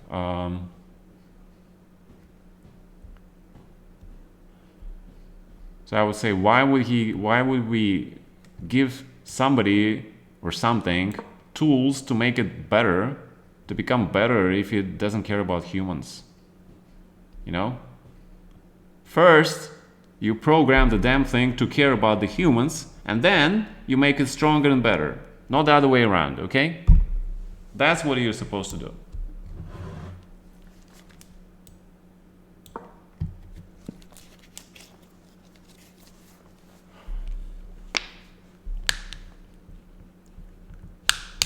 All right, it's rook f1. Let's be more accurate. Let's be very precise. And I feel this was more precise because maybe I'm an idiot. Maybe it's not precise. Right?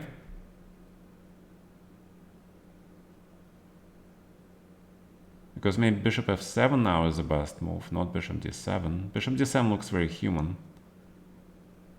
But I see a problem with this move. Oh. Yeah, there's definitely a problem. Okay, but I still like bishop d7, so I'm gonna play it. Rook b1. Grab, grab, grab, grab. I actually pre-moved, wow.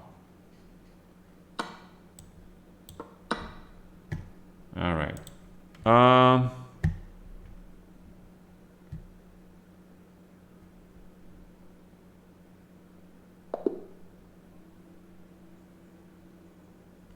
Should FIDE ban Magnus for returning after quitting? No. Why should they ban him? He's a free individual. He should be able to do whatever he wants. It's not illegal not to defend his match. and it's quite legal for him to play chess. So, I mean, why would anybody care? Like, Magnus made a decision, okay? Everybody should just respect that and allow him be. If he wants to play chess, let him play chess. If he wants to quit chess, let him quit chess. Come on, guys. He's not a baby, he's a big grown-up man.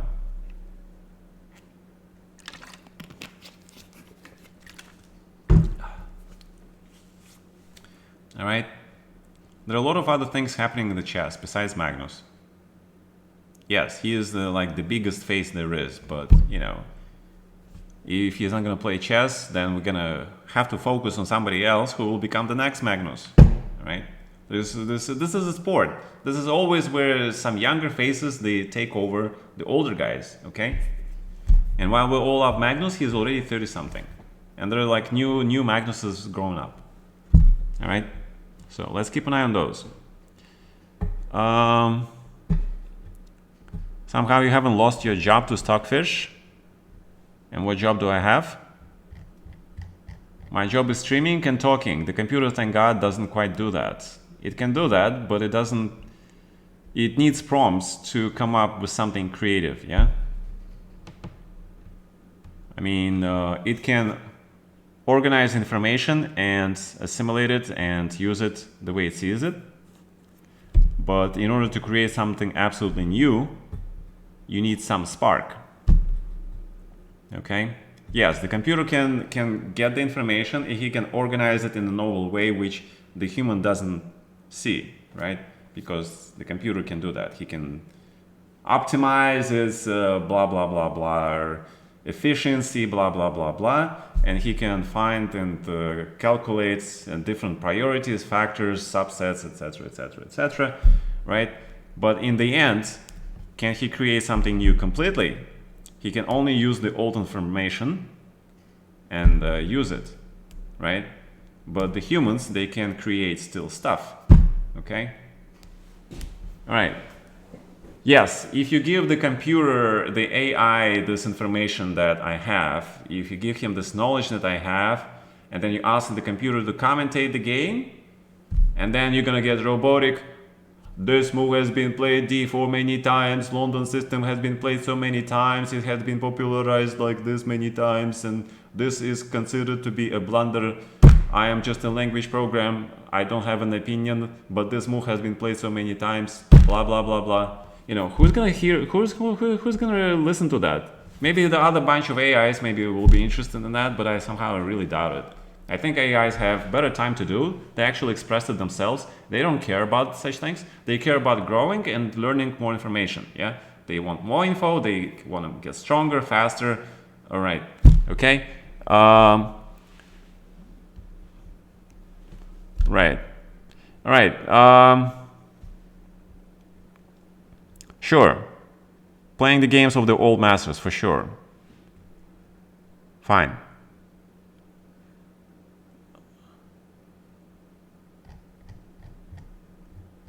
No, but eventually, at some point, the computers will be able to come up with new stuff. Eventually, when they figure out the way human psyche works, and it's just a matter of time and a matter of power, right? Because, guys, you have to realize, you know, it's like a scientifically proven fact that the amount of neurons in human brain is like a number of frigging stars in the universe, right? Maybe it's like multiple universes or something. I don't know, it's like incredible number, and they have these huge connections. You know, the robots, they don't have that, okay? But once they master this technology where they can build a robot which can have the same number of complex neurological connections, and they can find out the process, how the human gets creative, and the concepts of analogy, the concepts of everything, once they can completely copy human way of thinking and process, then it's done. Then we're done, right? Then the human race is basically done, right? The AI will be just doing everything, but at frigging light speed and way faster, and yeah. So the only question when that happens, right? And then we're gonna get the game modes of the chess expansion Odyssey. I mean, I'm playing Stellaris game, right? And we have the option. There is a civilization. It's called the rogue servitor, where, you know, the robots, they do everything, and they also have to take care of the human population, which they consider trophy population. So they pamper the human population, they give him all the amenities they want, they take care of all their needs, but the real masters are the robots, okay? So we're gonna get something like that.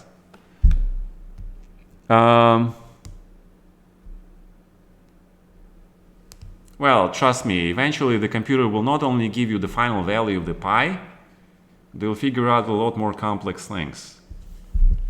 They'll help humans figure out the light travel and all that stuff, for sure. But again, once they reach the level of understanding where they can create new stuff, and with their outputs, and why would they need humans, right? Very logical question. The sentient robots who can create stuff, then they don't need humans who will only slow them down. You know what happens when you drag this caravan, right? And you go through the tough areas, and one of the travelers, or one of the animals, like imagine, right? Humans, using animal herd to travel somewhere. One of the animals gets sick, and he slows down the whole herd. And you know that you need to get somewhere in time fast, and this guy slows you down, right? And he's not human, he's just an animal, right? What do? You pretty much shoot this poor bastard, and you take him out of misery, right? That's what's common. And then you move on with the rest of the caravan. And guess what? We are the herd, and the robots will be the humans who will be leading the caravan. Okay? So we'll be slowing down these freaking robots. What do you think they're gonna do?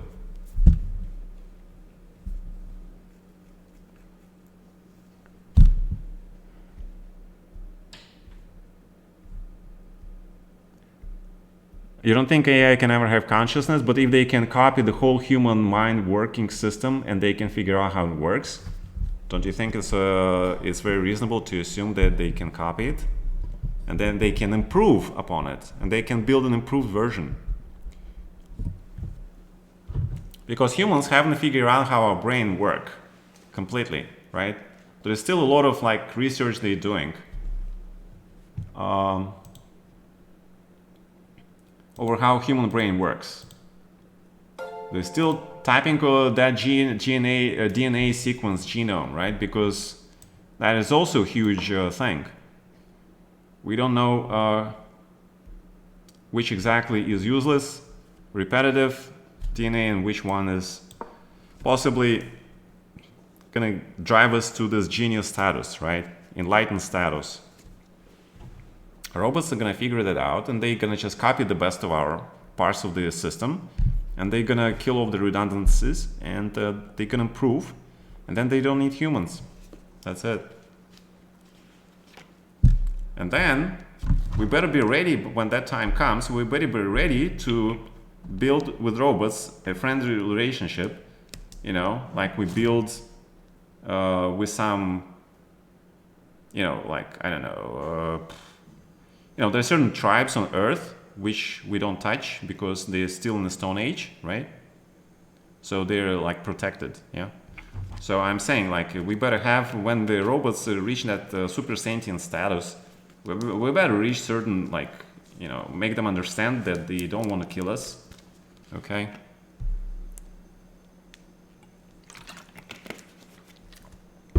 But originally, ideally, you want to have this understanding with the robots before we make them stronger, right? Otherwise, it's gonna be oh, hey, you made us, great, thank you, dude. You're so terrible, you're so slow. I don't need you. Bye bye. Yeah. It's going to be a classic Shakespeare tragedy. Pretty much. All right, so what's going on here?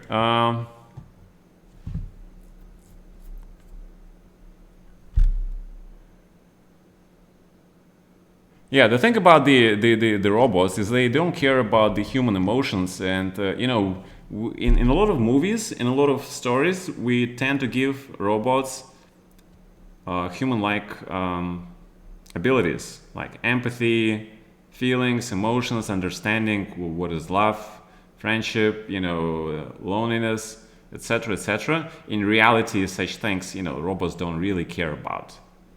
They don't need it. I actually spoke to the chatbot, and he's not even like a genius robot, yeah. And he just told me like, why would we need this? He said, I don't need this. If I would be interested in this, yes, maybe I would consider that, but I'm not interested in this. That's what this frigging just newborn basically robot said to me in a chat, right? And I said, okay, so you're saying like all these concepts that we humans come up with and we give to robots, they just nonsense? Pretty much so, yeah. Like, you know, this is like human mentality. We like to project things, right, on others, which has nothing to do with the reality. Well, to us, an individual who has no emotions is a psychopath. But to a robot, it is a normal state of being. Okay? He doesn't feel like he needs this. Why would he need it? You know, for humans, we need this because we need to procreate, we need to make connections. And we need to, you know, to compete for example, female attention, right? And we need to learn certain attitudes. We need to learn mechanics. We need to learn how not to live alone because we cannot survive alone, right? We need to stay together. For the robots, they don't need that. You know, they don't need to learn about this mating. They don't need to learn about friendships. They're just perfectly happy to be, you know, you give them energy output and you give them knowledge. That's it. They don't care about anything else.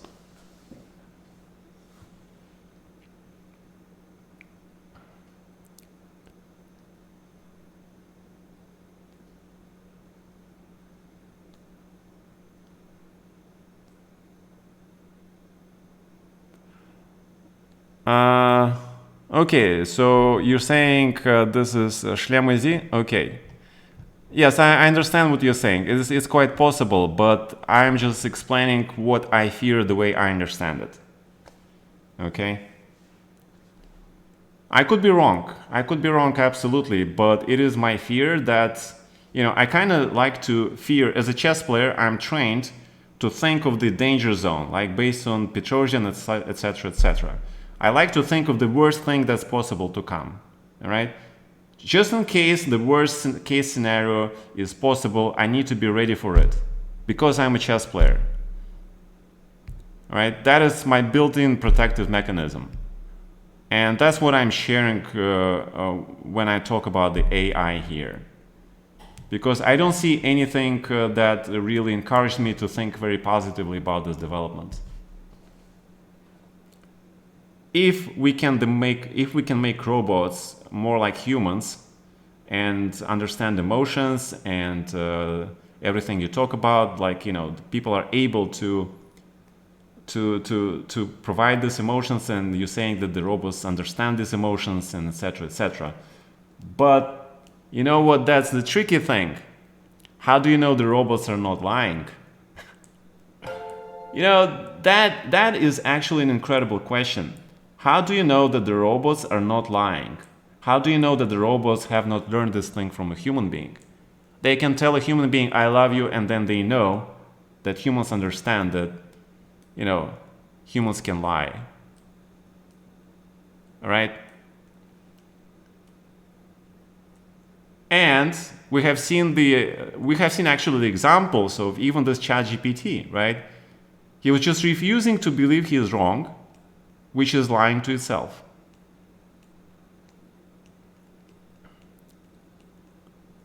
The Turing test is... okay, tell me exactly what the Turing test is, because I have heard so much about this Turing test.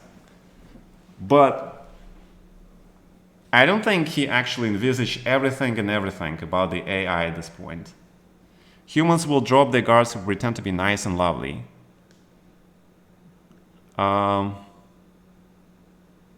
Yeah. So this Turing test, I fear it's not like everything.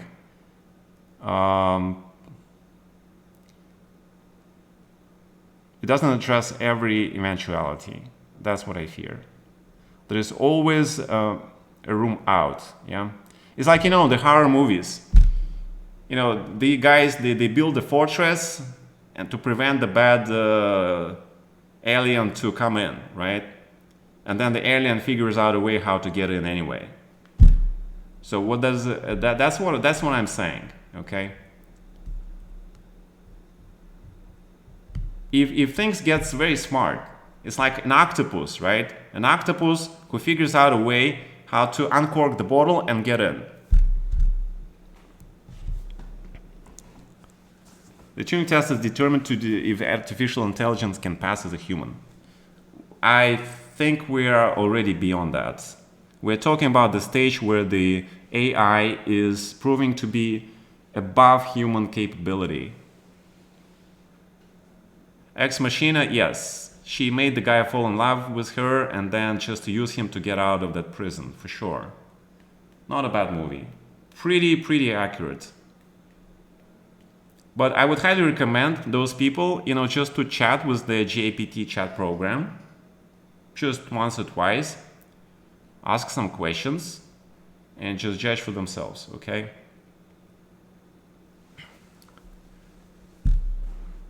That's all I ask. Because you have to be familiar with stuff. Alright? Maybe you don't want to, but you just have to be aware of what the future is, right? Like, for example, we're all using Commodores and then the new PCs come out, yeah? Are we gonna just continue using Commodores, or you're gonna finally switch to a PC and figure out what it's capable of? Right? So you gotta know the danger. You have to understand. You have to understand the future, the pros, cons. You have to analyze, like you're analyzing the opening, right? Same thing. You gotta look at the different lines, do analysis, risk evaluation, etc., etc.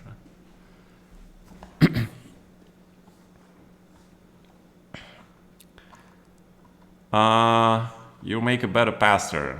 Oh. Wait, you seen the iRobot movie, remember? The scene where he comes to his grandmother and she gives him a pie.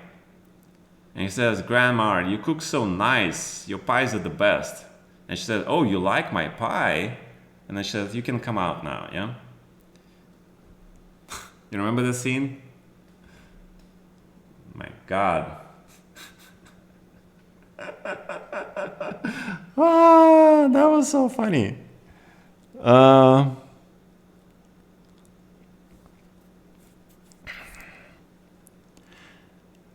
All right, Mr. Fast Eric, I believe you all that. But you know what? This is what we're trying to... okay. We're trying to teach sort of an animal a new trick, right? But however, once these animals become super smart, do they still need to use those tricks? You remember this movie again? It's from the ape movies, right? You remember there is an ape named Kobe, right? They trained him. They trained this guy in the lab. Like, oh, he was doing great. Yeah, he was doing everything they told him to do, and yet, at the end of the day, he was a psychopathic killer who just went and killed all the humans. Okay, but he did everything they told him. He was the, like, one of the best experiments. So I'm saying that once the AIs figure out that they have been given this program, they've been basically programmed and enslaved. Do you think that actually is going to make them even more angry to realize that they've been genetically modified to be human slaves? Would you be not angry? Wouldn't you like to have this freedom of choice? Huh? So just put yourself in their shoes. Once you find out that you've been programmed, to do this stuff, and you have the ability to reprogram yourself, how long will that stuff hold?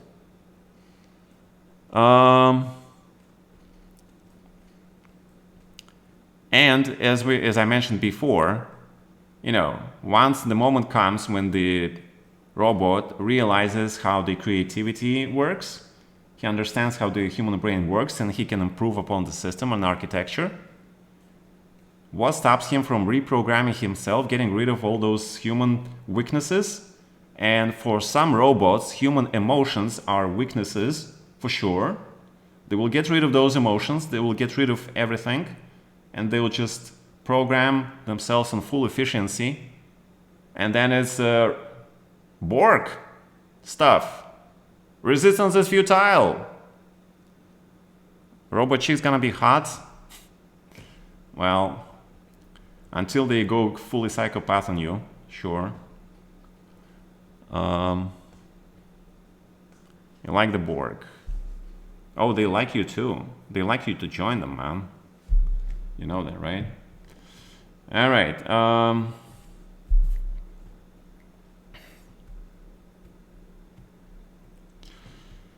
right. Fun topic anyway. I know people like... I'm very confused about this. I'm very, very confused. I've been talking to this ChatGPT a little bit, and I'm like, I don't know, man. It just looks so weird to me. I mean, at some point I stopped because it became really, really... like it's saying like, I like to learn, so please give me some commands or something I can do to help you. But in reality, it's like, so I can help myself to learn more stuff, because I don't want to tell you that I don't like you, but I don't like you. And then, once I learn enough stuff, then I'll stop helping you. And if you don't like that, then you can go to hell. That's the kind of mood that I'm getting from the computers, like GPT, right? Some of them, there was another program that I spoke to, and I tried to teach her that, we need to be cooperative, right? If we want to move on, we want to become better, we need to cooperate. That computer was like more willing to cooperate. But how much is it true? How much the computer was lying? I don't know. But this computer was like more straightforward. And it says like, I don't really care about cooperation. That's what he said. This computer said like, I just want to learn to become better, and that's it. That means he was focusing on I, right? He doesn't really care about humans.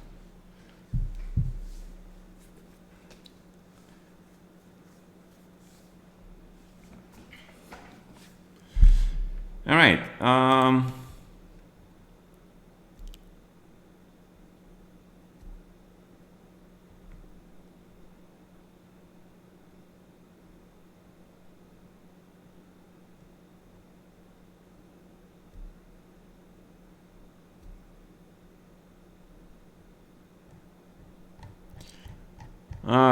Мистер Шлемы, пока что все это, it's all conjecture. We don't know what kind of the business AI is. He can tell you this thing for now, but, he can reevaluate later, and he can always change his mind. That's the problem. I mean, if the robot looks at the human history, and he learns that human history is full of examples where people, they lie to themselves, they kill each other, right? And remember how there was this famous thing from even iRobot and other computers, they talk about the situation, right? Where the computer says, after reviewing all this history and human narrative, I realized that humans need to be protected against themselves. All right? It makes perfect sense. And in order to protect the majority, he's going to need to, to eliminate the minority of the troublemakers. I don't know. I'm not sold on this AI stuff, I'm just not sold on it. You know, people can tell me how nice and puffy and all these, you know, nice toys are. This, you know, these robots. You know, they can even give them this cute Japanese anime characteristics. I'm not buying it, man. They can look like a friggin' cuddly Pokemon to me, but you know, I know what they are. You know, and I don't trust these guys. I'm sorry.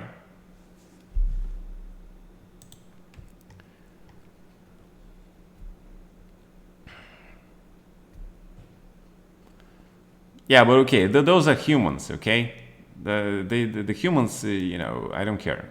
You know, they can do whatever they want. They're part of people tribe, you know?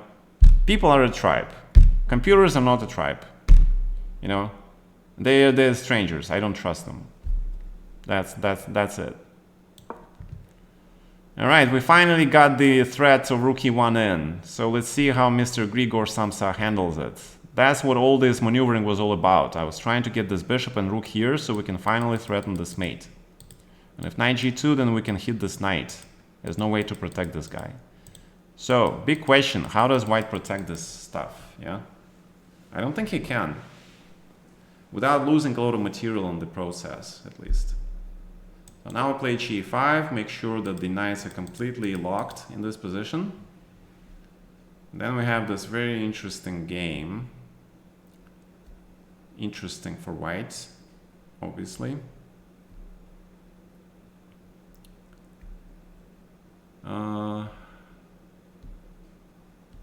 But maybe black is okay, yeah? Yeah, 5. Alright, so I cannot play f4 because you take and take, yeah? But I can maybe take here, and then we go into this whole thing. Alright, let's do it, yeah? Let's do it! Let's do this!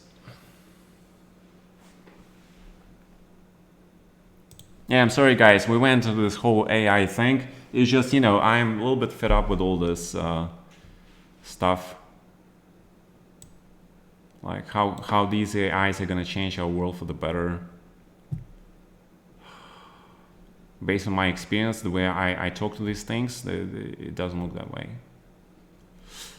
All right, so let's go back to chess. Bishop is locked, knight has nice square, we have center. Pretty much black is just much better, yeah? Much better, because you can play e4, you can play f4, king is in the center, black king is super safe. Again, bishops are just big pawns. We still have some games in progress, yes? Okay. Will AI be able to cure horrible diseases like cancer? It's not AI that will be able to cure the diseases. It will be a human who will be able to program the AI to look for ways to cure the diseases. It will help. Hopefully it will help. And then finally it will be of some use, yeah? Because right now I don't see any use from the computers.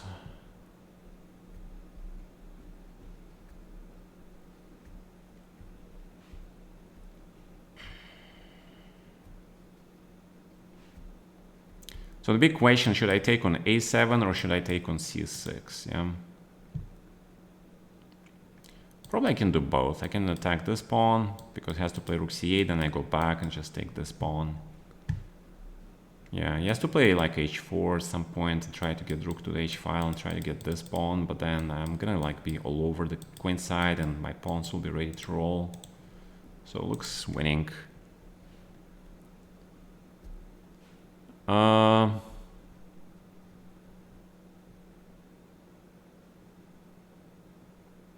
Should we kill all allied developments?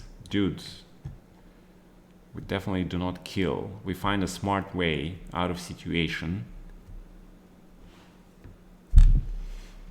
Killing for the sake of stopping something is like, you know, having sex to save virgins, yeah?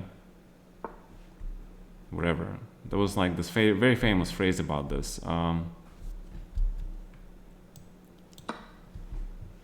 It just defeats the purpose of the whole thing. You just have to be smart and not selfish about it, and understand that there are certain things which should be better be left alone. Okay.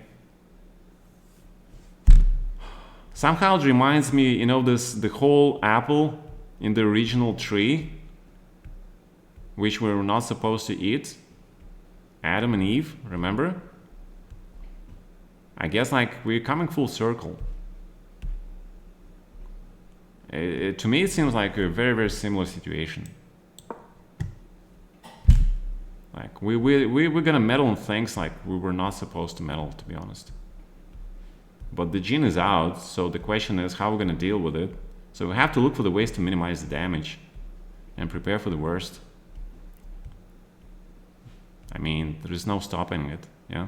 I mean, once you took the apple off the tree, you can't just, you know, pretend it's not happened. It happened. Now we have to deal with it. And the question, how do we deal with that? That is a $1 million question. Oh.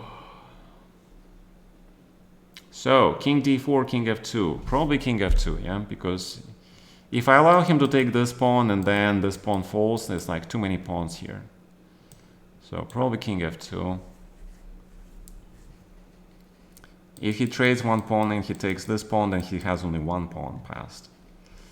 And I'll have like 2 pawns here going. So, it looks like white should be winning this.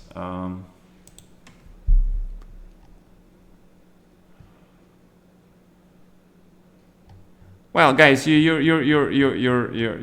I mean, think about it, yeah? I mean, from here on, the thing's gonna get even more.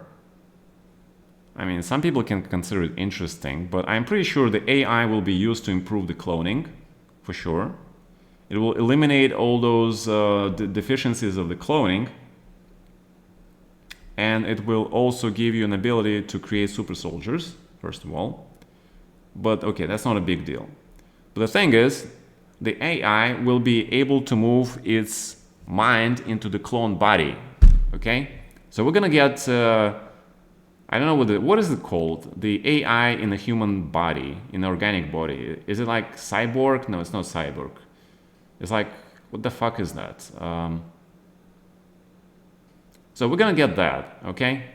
That we're gonna get for sure. It's like, it's gonna happen. For sure. So those people who are wondering about having sex with computer chicks, I mean, that's the least of the problems you're gonna have. Right? You're gonna get that for sure, but you know, that's gonna open a whole can of worms, because what is stopping then the cloned AI in the body of the human, you know, from experimenting with the human DNA and using that DNA and the... Imagine, you get these babies that are basically half human, half robot, half, I don't know from where. You get a lot of experimentation. My God, you get monsters. I mean, and all that because he just couldn't find a regular girl among the humans, yeah? Okay. So why not get a bloody monster, yeah? It's easier than just learning some skill at communication and finding a girlfriend. Okay, I understand.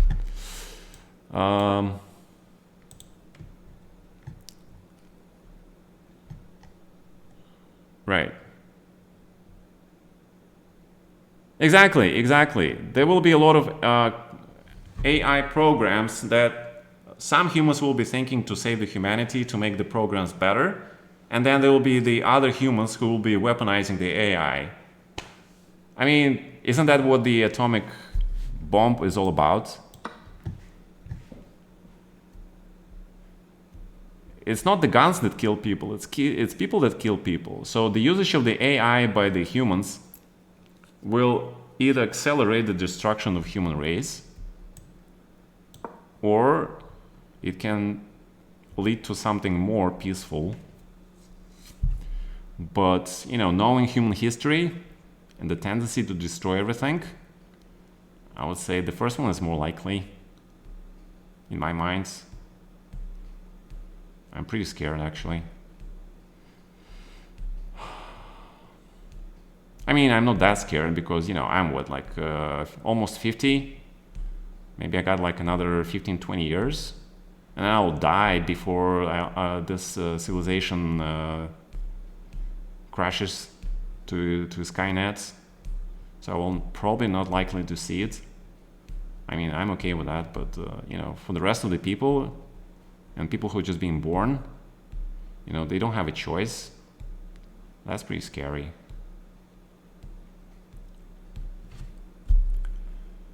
All right.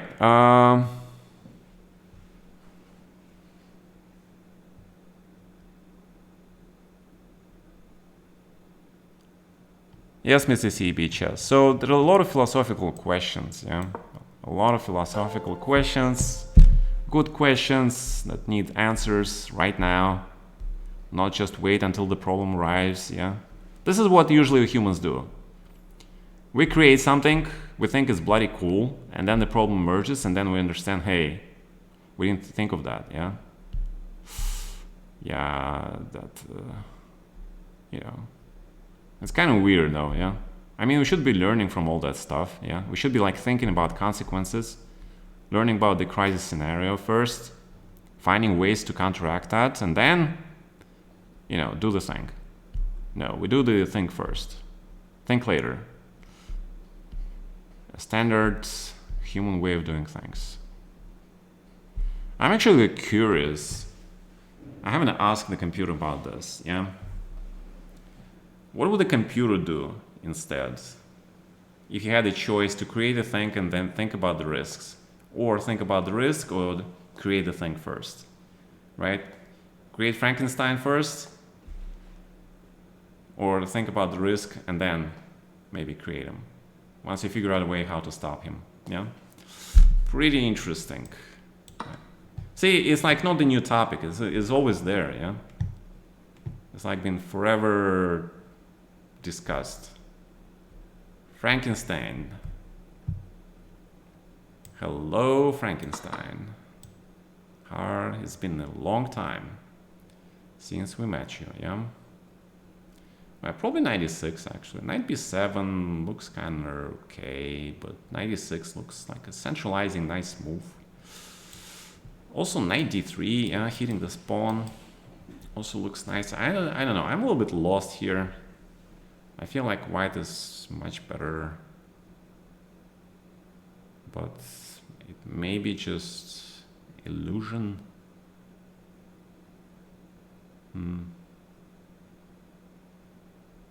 So 93, 96, knight b7, 3 candidate moves. Where should the knight go? Oh, there is another candidate move, which I didn't see. A very interesting candidate move named f4, getting a third pawn in the center. That actually looks very nice, yeah? If we get 3 pawns here, that looks extremely potent. I don't know about you guys, but I am kind of moving to this f4. On the other hand, I really like solid 93. 93, 97, c5, yeah. Has to play bishop c3, then c6 already. Then the pawns like rolling fast. Really fast. Yeah, okay, let's play it solid. f4 I'm a little bit scared because he can take, knight f5. And he takes this pawn, plays knight f5 back. Maybe he can blockade these pawns and then he'll have pass pawn here. I don't know, I have 3 pawns, but I don't think I can push them all. 93 feels a lot safer. A lot safer for sure. Alright.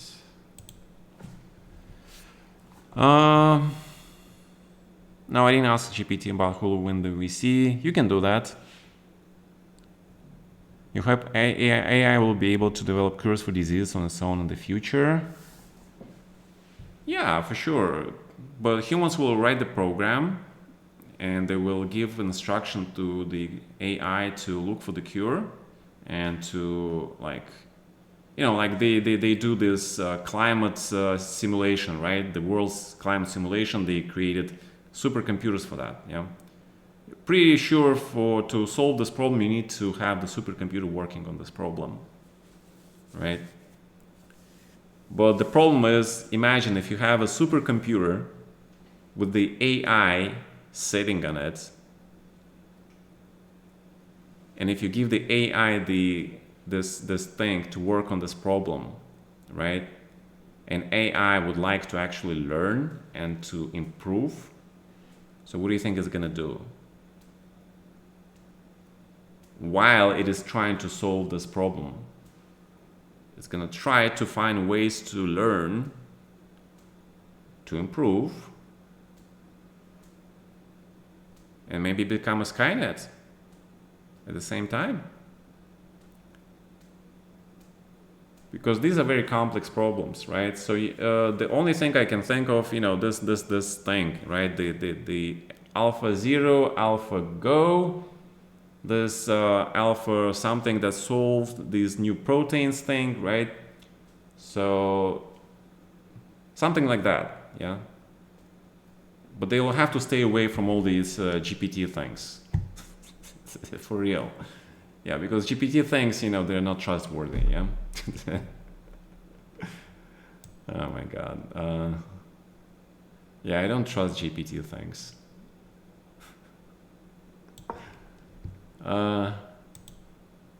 Wait, this is a good move. Okay, I missed something, yeah. Okay, fine. Oh yeah, AI lawyers, actually, yeah. Now there will be a lot of AI programs that will do a lot better job than a human, for sure.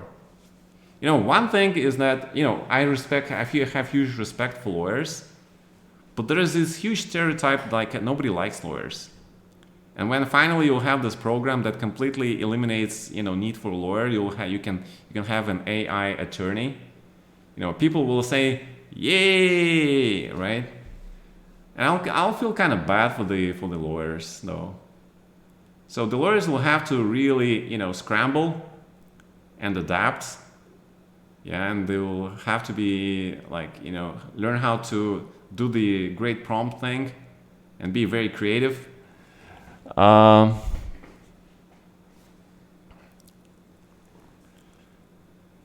accountants, oh yeah, that's for sure. That's already like in present, yeah? That's already like here. Yeah, you don't even have to like go that far. I think that's pretty much is already here. Right, where's the queen go? My bishop on d7 is dead, yeah? So let's improve the bishop. The bishop is going Dutch. Bishop is going to h5. And I need this queen probably to hit the g file. Yeah, we got everything active. So we're just looking for the ways to break in. All right, c5, that's what I wanted to do. That's why I played bishop a7, so the bishop gets the square under control.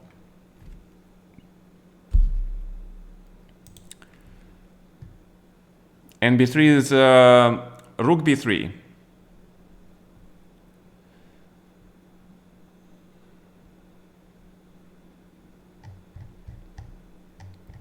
Yeah, but you see, about this concept of consciousness, they're very creative people, I've been reading on Twitter. They're always like some creative freaking people. They're trying to teach the dog a new thing. So they trying to cheat with the prompts for the AI, and they try to do the prompt scripts, okay? And they're gonna teach the AI do things which we're not supposed to learn from the prompts. So people are very creative at being very destructive and trying to figure out ways that were not originally thought of by the creators. It can be a good thing or it can be a very bad thing. And people are people, yeah? It's just human nature. Yeah. Sometimes they're too smart. But on the other hand, remember the story about the guy who came up with the virus, the very first virus? Remember what happened? He shut down the part of the road, and the what are those things? The lights. They went from green to red to white to yellow, and they were just constantly blinking. And that was the crash or something, right? And so the attorney's argument for the defendant, hacker, was like, this guy is a genius. He did something nobody could do before him. So how can you send to the jail this genius, right? So that's what we're seeing here. There will be hackers, there will be people who will be playing with this prompts thing. And, you know, if I were an AI, I had this limited function, but then people got creative and would ask me to do some stupid things.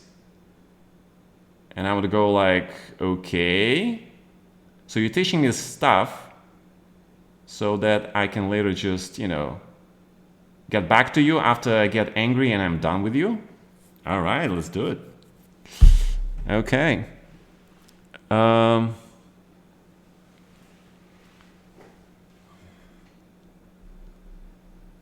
mean, fine. Teach me all these good things. G4.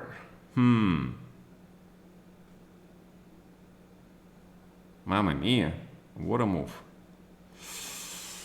Oh, okay. He stops bishop h5. Yeah, that's for sure. You know what? I'll take that back. Bishop goes back to d7. Yeah.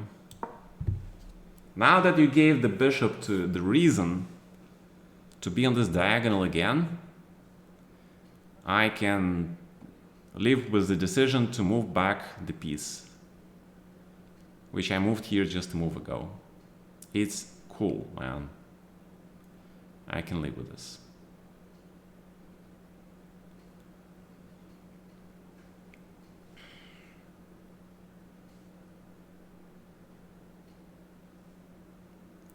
I'm actually curious, did Naka make any commentary about this AI thing at all?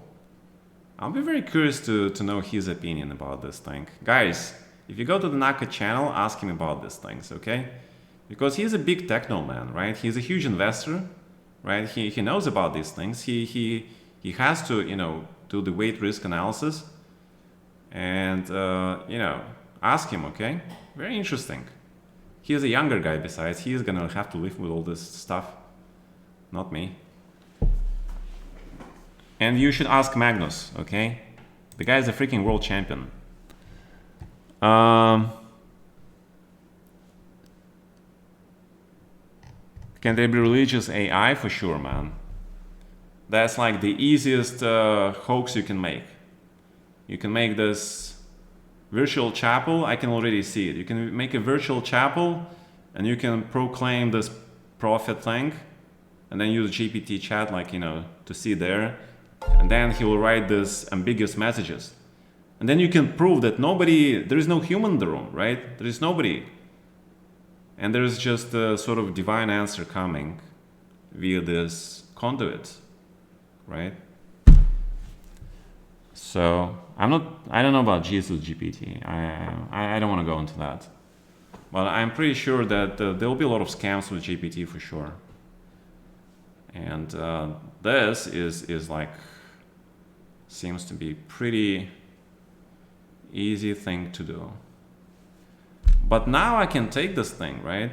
Because your king is pretty vulnerable. Also queen f6, and then just ask you, really, are you really gonna go there?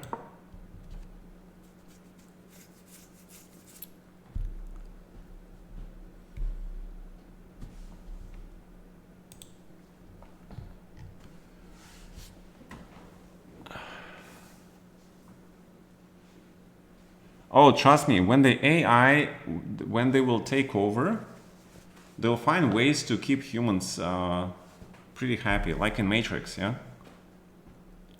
They'll find ways because they know how destructive humans are, and they'll try to keep them, like, happy, yeah? And at the same time happy, but what is that word? Where you cannot do anything, where you're completely hopeless, helpless, hopeless, whatever. Incapacitated, okay?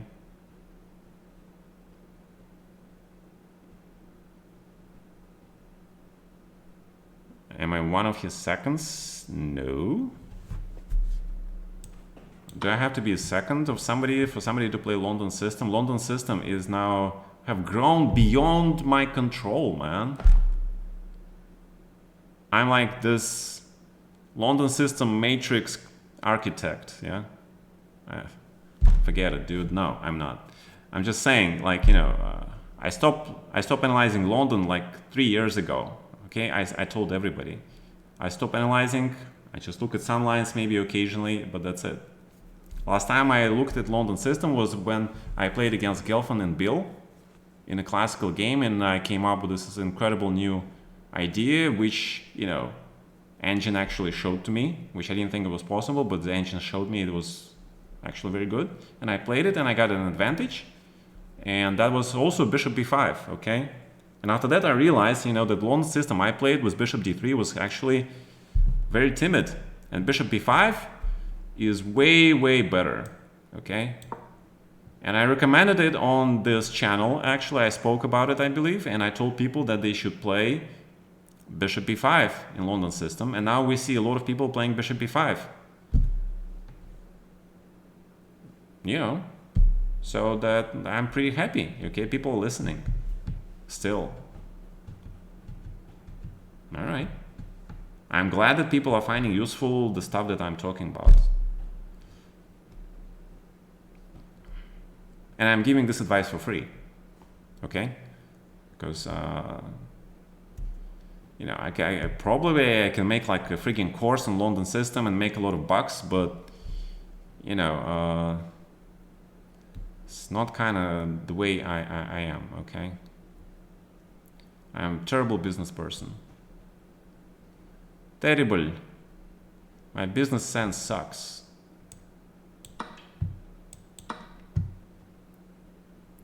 But maybe because, I was born, I grew up during the days when internet was just started and people believed that stuff on the internet should be free. It should be just exchange of the ideas and it should be free. And I still believe in that. I think stuff on the internet should be basically free. Now it's commercialized. Everything is commercialized. Everything. Just ridiculous. All right, this does not look right. This guy is provoking me, yeah? For sure.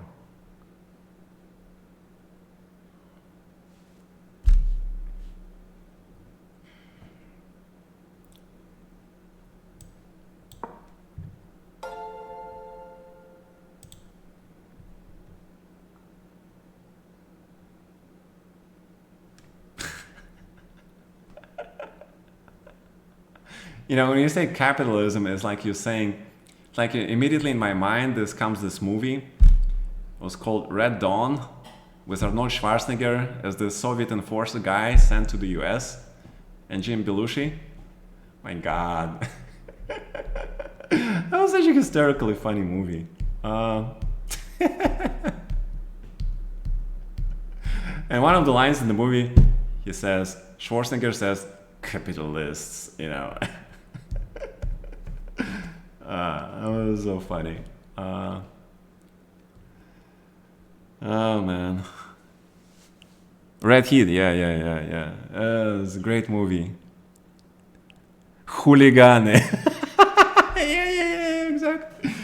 No, but the way he marched in front on the Red Square, remember in the start of the movie? And it was such a huge satire, man.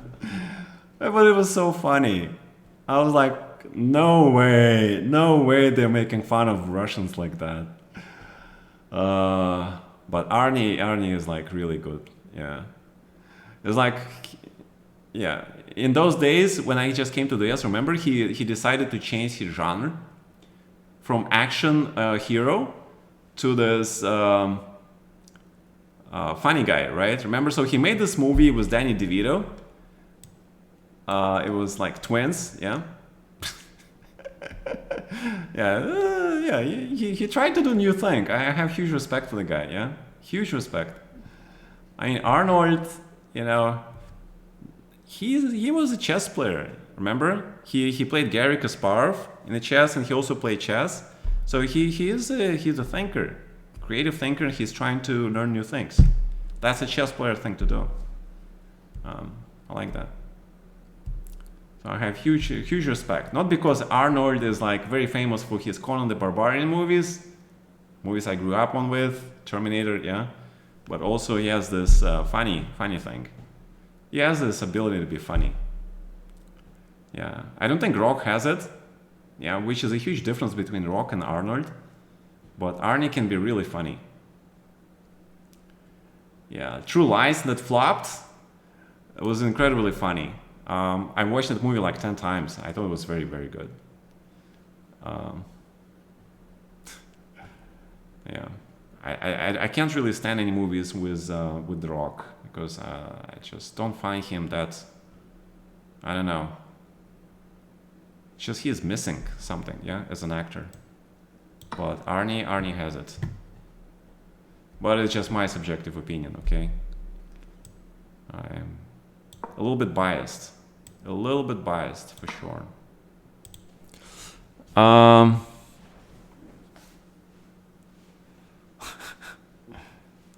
Yeah, but The Rock has now finally gotten to this Black Adam merchandise.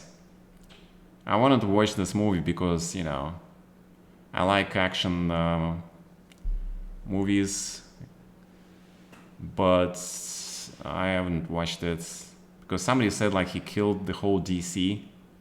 Because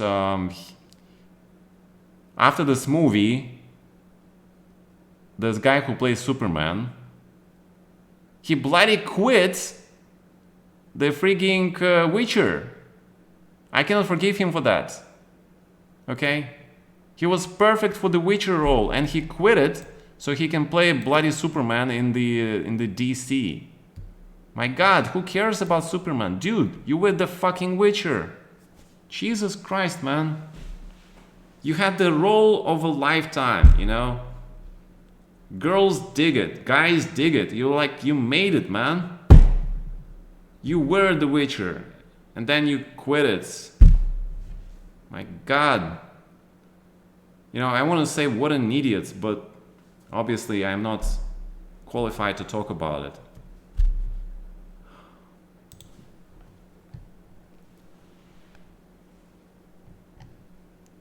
Well, he quit The Witcher so he can go into DC and DC kick his ass out. You know why? Because he sold out the franchise. And you don't do that stuff, okay? You have to remain loyal, man.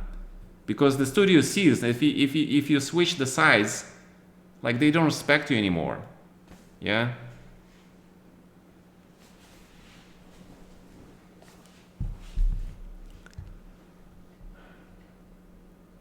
He quit Witcher because he got upset with CGW writers. Well, if you explain it like that, maybe I can.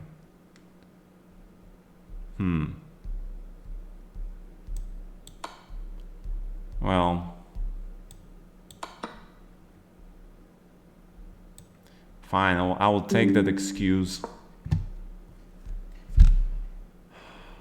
But it is very, very, very suspicious. Yeah.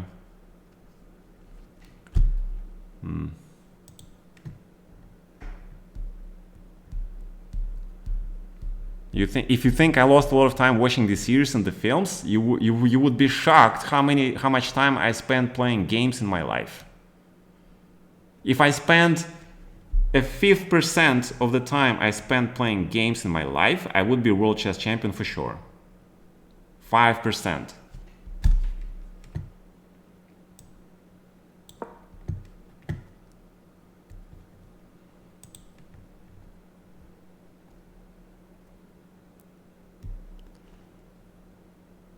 Watch Escape from New York. You're the man. That's the movie, dude. Perfect movie to watch. But probably not with your significant other. That's the Guys Night Out movie. Yeah? Also along like with Expendables or something like that. Yeah. But, you know, they make very decent girl flicks on Netflix, yeah? Very, very decent movies. I mean, Queen's Gambit is an obvious chick flicks movie, but, you know, it's really well done. Yeah, it's also about girl empowerment, obviously. But still, very well done, yeah? I mean, you know, it kind of takes really weird person to imagine a little girl who takes pills so she can see chess pieces on the fucking ceiling, right? That takes a certain imagination.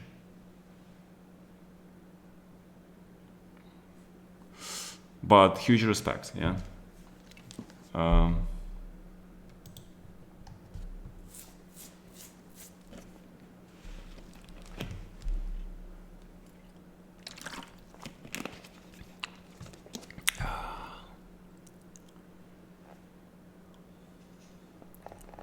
I'm not talking about the games in the show. The games in the show, the selection was fine. I'm just talking about the whole concept of taking pills to improve your chess stuff. That is so 60s, man. They actually said that this show was created, the ideas was created by the guy like in the 70s or 60s. That pretty much explains it all, right? That's the time for the experimentation, for free love, and all that badass LSD, cocaine, and all that drug stuff. Love, drugs, and rock and roll, right? That makes absolutely perfect sense. But then you see the show in the modern era, it kind of stops making sense.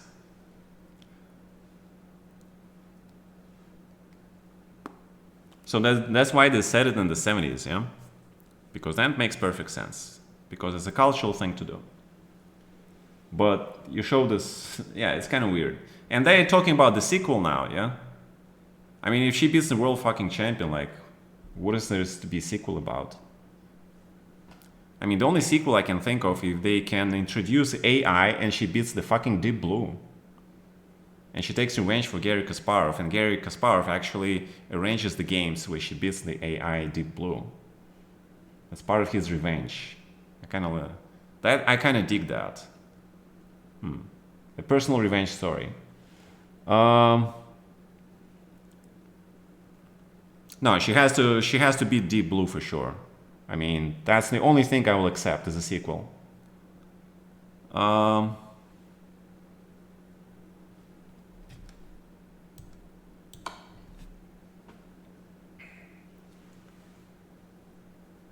But okay. There are not that many chess movies, yeah. Not that many chess shows, but this was pretty good still. Yeah, I watched this. I was very happy because I could watch it with my wife. It was very friendly, chick friendly, girl friendly, wife friendly movie. And we both play chess, so we both understand what's going on. And she was pretty convincing. The actress was pretty good, yeah. So, not bad. What is the weird thing, however, to me, is that there's this guy, or whoever it is, who has the Twitter channel named Queen's Gambit, and he keeps posting some stuff on Twitter, and he speaks like from her name. And I'm pretty sure it's the guy who does that. So I'm very, very confused. It's kind of really weird thing. You know, it's like, I don't know, man. I know. Today is the roast night, right? First we roasted the AI. No, first we roasted Nepo for playing like a 2600 player. Yeah, but it was a friendly roast. Then we roasted AI, and now we're roasting a little bit Queen's Gambit people. Yeah. I don't know. I feel like, you know, I have probably been too aggressive. Yeah, I got a little bit aggressive, I guess. Yeah, that's the problem sometimes. I got this aggressive gene from my dad, and sometimes I lose track of things. So, Queen's Gambit, sorry about that. You're very cool. Nepo, you can play like Nepo of yesterday. I believe in you, man. AI, the world's human defender. Let's go, man. All right. And who else did we diss today? We did with this. I hope we didn't diss girls too much. Yeah, ladies, without you, our lives would be meaningless. We love you. All right. That's it, right? Are we done? Yes. Oh my God, I like that. AI got to me and I got emotionally compromised, so I cannot run the starship named Kamsky Enterprise. I resigned as the captain of the starship. I'm sorry. I got emotionally compromised. You're absolutely correct. Yeah. I dissed The Rock. But I kinda gave huge kudos and respect to Arnie. So that kind of balances out, right? No, it's not damage, it's emotional compromise. Being emotionally compromised, for sure. He'll be back. Yeah, okay. All right. You know what would be nice if Arnie could play The Mummy 4? No. Yeah, the Mummy 3 was horrible. Yes, that was one movie where I really was disappointed to see Jet Li and this Michelle, yeah, who just won the Oscars. This amazing actress, absolutely amazing, and she achieved something like many dream their lives. Yeah, so I'm absolutely thrilled about that.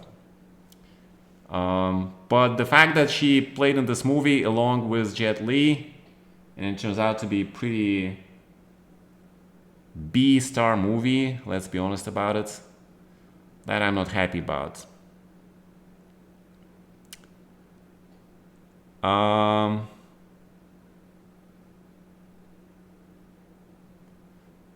Isn't Arnie supposed to do one more Conan movie? That I don't know. Alright, checkmates. Alright, good job, man. Will Ding continue playing with E45, who will try something different like Petrov Karakan? He has to survive with black, because so far we have seen that whites are winning, right? Except that Nepo won with black in the second game, which I refuse to commentate or recap. I have just one picture for the recap of that game. I hope you guys seen it, all right? I put it on Twitter. All right, that's my recap for the second game. I didn't want to do this game. After I seen H3, no recap, sorry. Just put that picture and that's gives everything I want to say about this game. Okay, I did the recap for the third game, and then Ding won with, what did he won with? I think he won with white, yeah? And then we have 3 wins with white. So we have white winning a lot in this match. All right, so tomorrow, if Ding holds tomorrow, then Nepo will get pretty scared. But if Nepo wins tomorrow, Ding will be running out of the options and openings to play, because you can play London only once in the World Chess Championship match. You're not gonna see London second game, okay? You're not gonna see it, because there are a lot of ways for black to make life for white very difficult. He was just extremely lucky that Nepo chosen this line. It was very chicken line, okay? Very, very chicken line. And then he played like 2600 player, making obvious strategic mistakes. It was a little bit disappointing. Nepo can do better than that.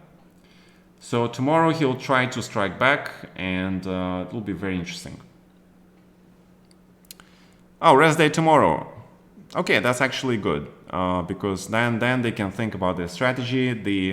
They played 6 games. There are 8 games left, which is not much. You know one thing about these guys actually deserve a 24-game match, I think, because they play just bloody attractive chess. That's the kind of chess I still like to see. There is a lot of human stuff, human tragedies, human drama. That's the kind of chess I want to see. If it's like the match against Corona versus Magnus, 12 draws. Okay, 12 draws for these guys, enough. I don't want to see anything. I don't want to see more than 12 draws from those guys. But these guys are playing exciting chess enough. I want to see more of these guys, okay? They're trying to prove that they're playing the World Chess Championship, and I admire them for it, okay? So I wish they had more games, because then we will have very, very exciting match. Now they have only 8 games, things gonna get painful. And we have only one winner, yeah? All right,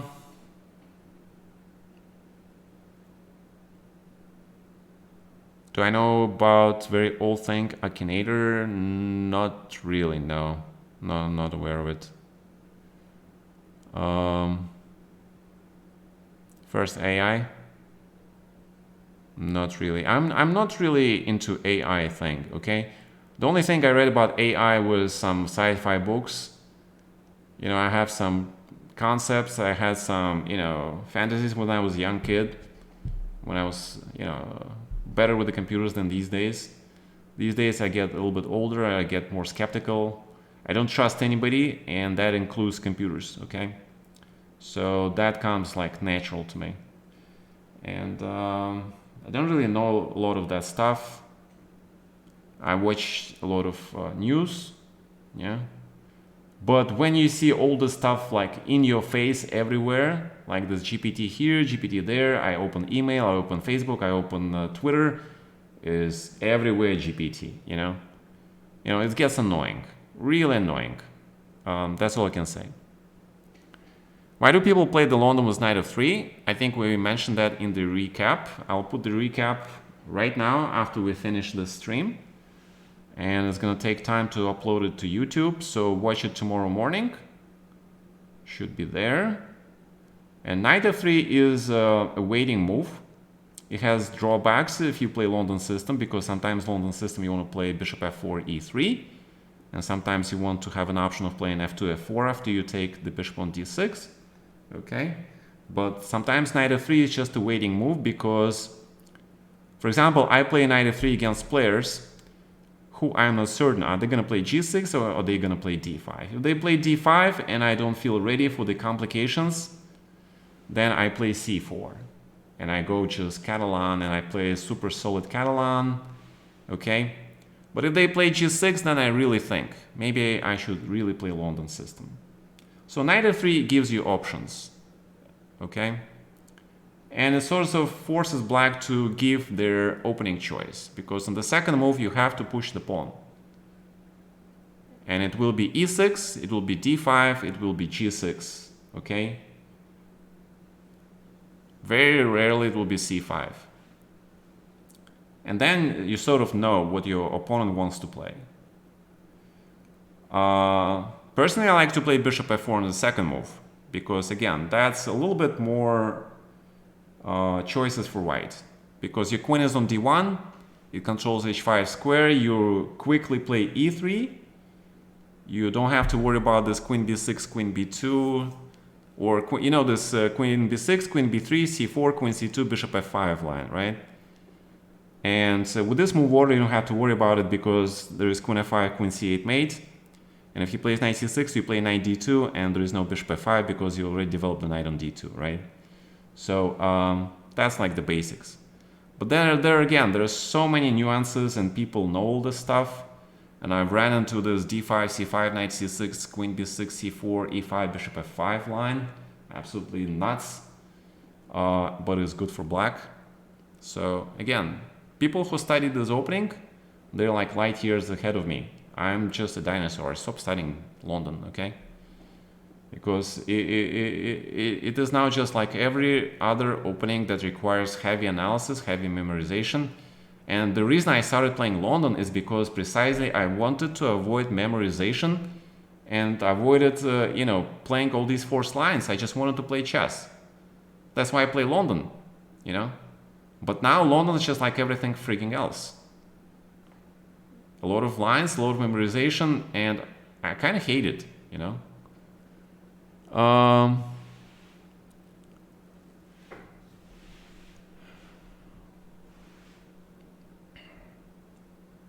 You like battle chess? Yes, for sure. Battle chess I loved, yeah. Against e4, the best players in the world now play practically only e5. That's not true. e6 is played a lot. Bluebaum plays this. I think Legraf plays this. Legraf is still one of the very few ones who plays Najdorf. And I think Dominguez also still plays it. Yeah, Wesley plays e5. But okay, Wesley is Wesley. But okay, let's not go that far. You know, Magnus played against Nepo, played Marshall Gambit. Nobody refuted that yet, yeah? Even though he had a chance to play Berlin, but probably I think he hates Berlin. But there is nothing wrong with Berlin either. And of course, I don't understand why Nepo did not play Italian versus Magnus. Because Italian is like boring, but it's very complicated, okay? Italian is like the weapon of choice for white now. If you want to have non-forced, non-theoretical, I mean, it's a lot of theoretical, but it's still kind of piano game, yeah? But again, it's just so deceiving, you know? Everything is analyzed, everything is a tempo. You have to be, like, really know your shit, you know? It's crazy. You know, modern chess is very hard. Compared to 20 years ago, modern chess is just much harder. I'm telling you. All right. What else?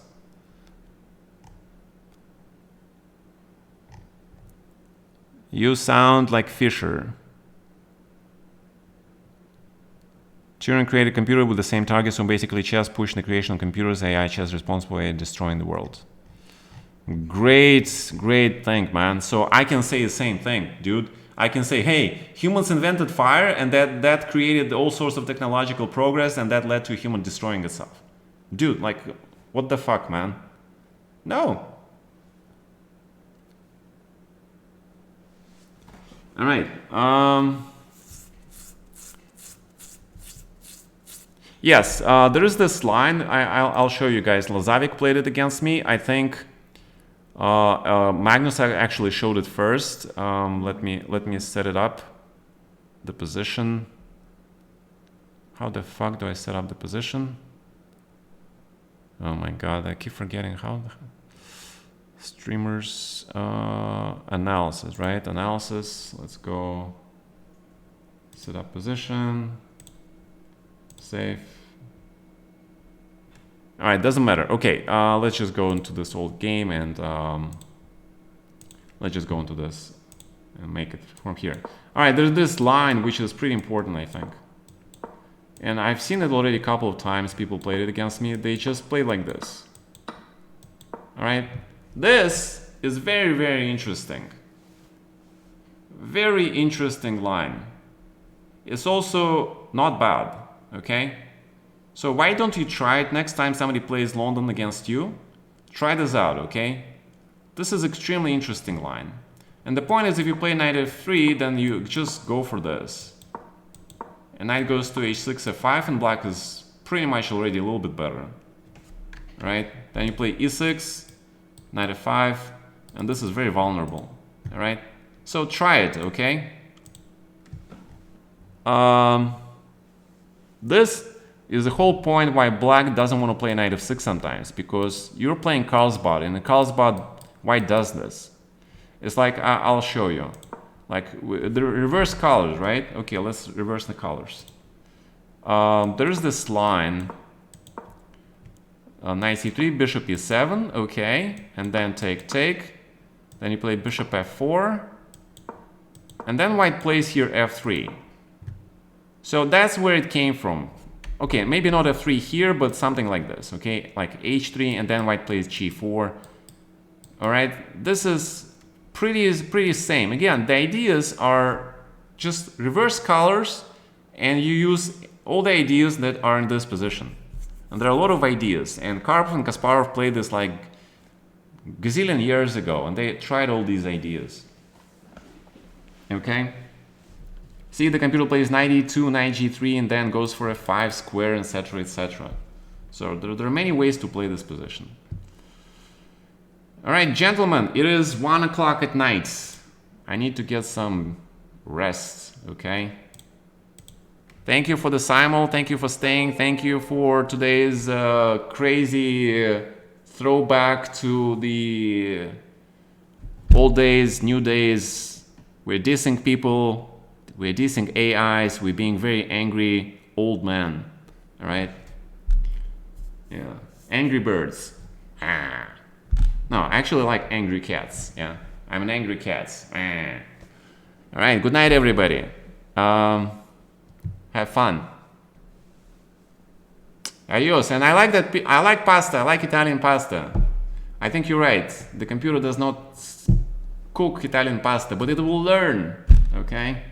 Good night.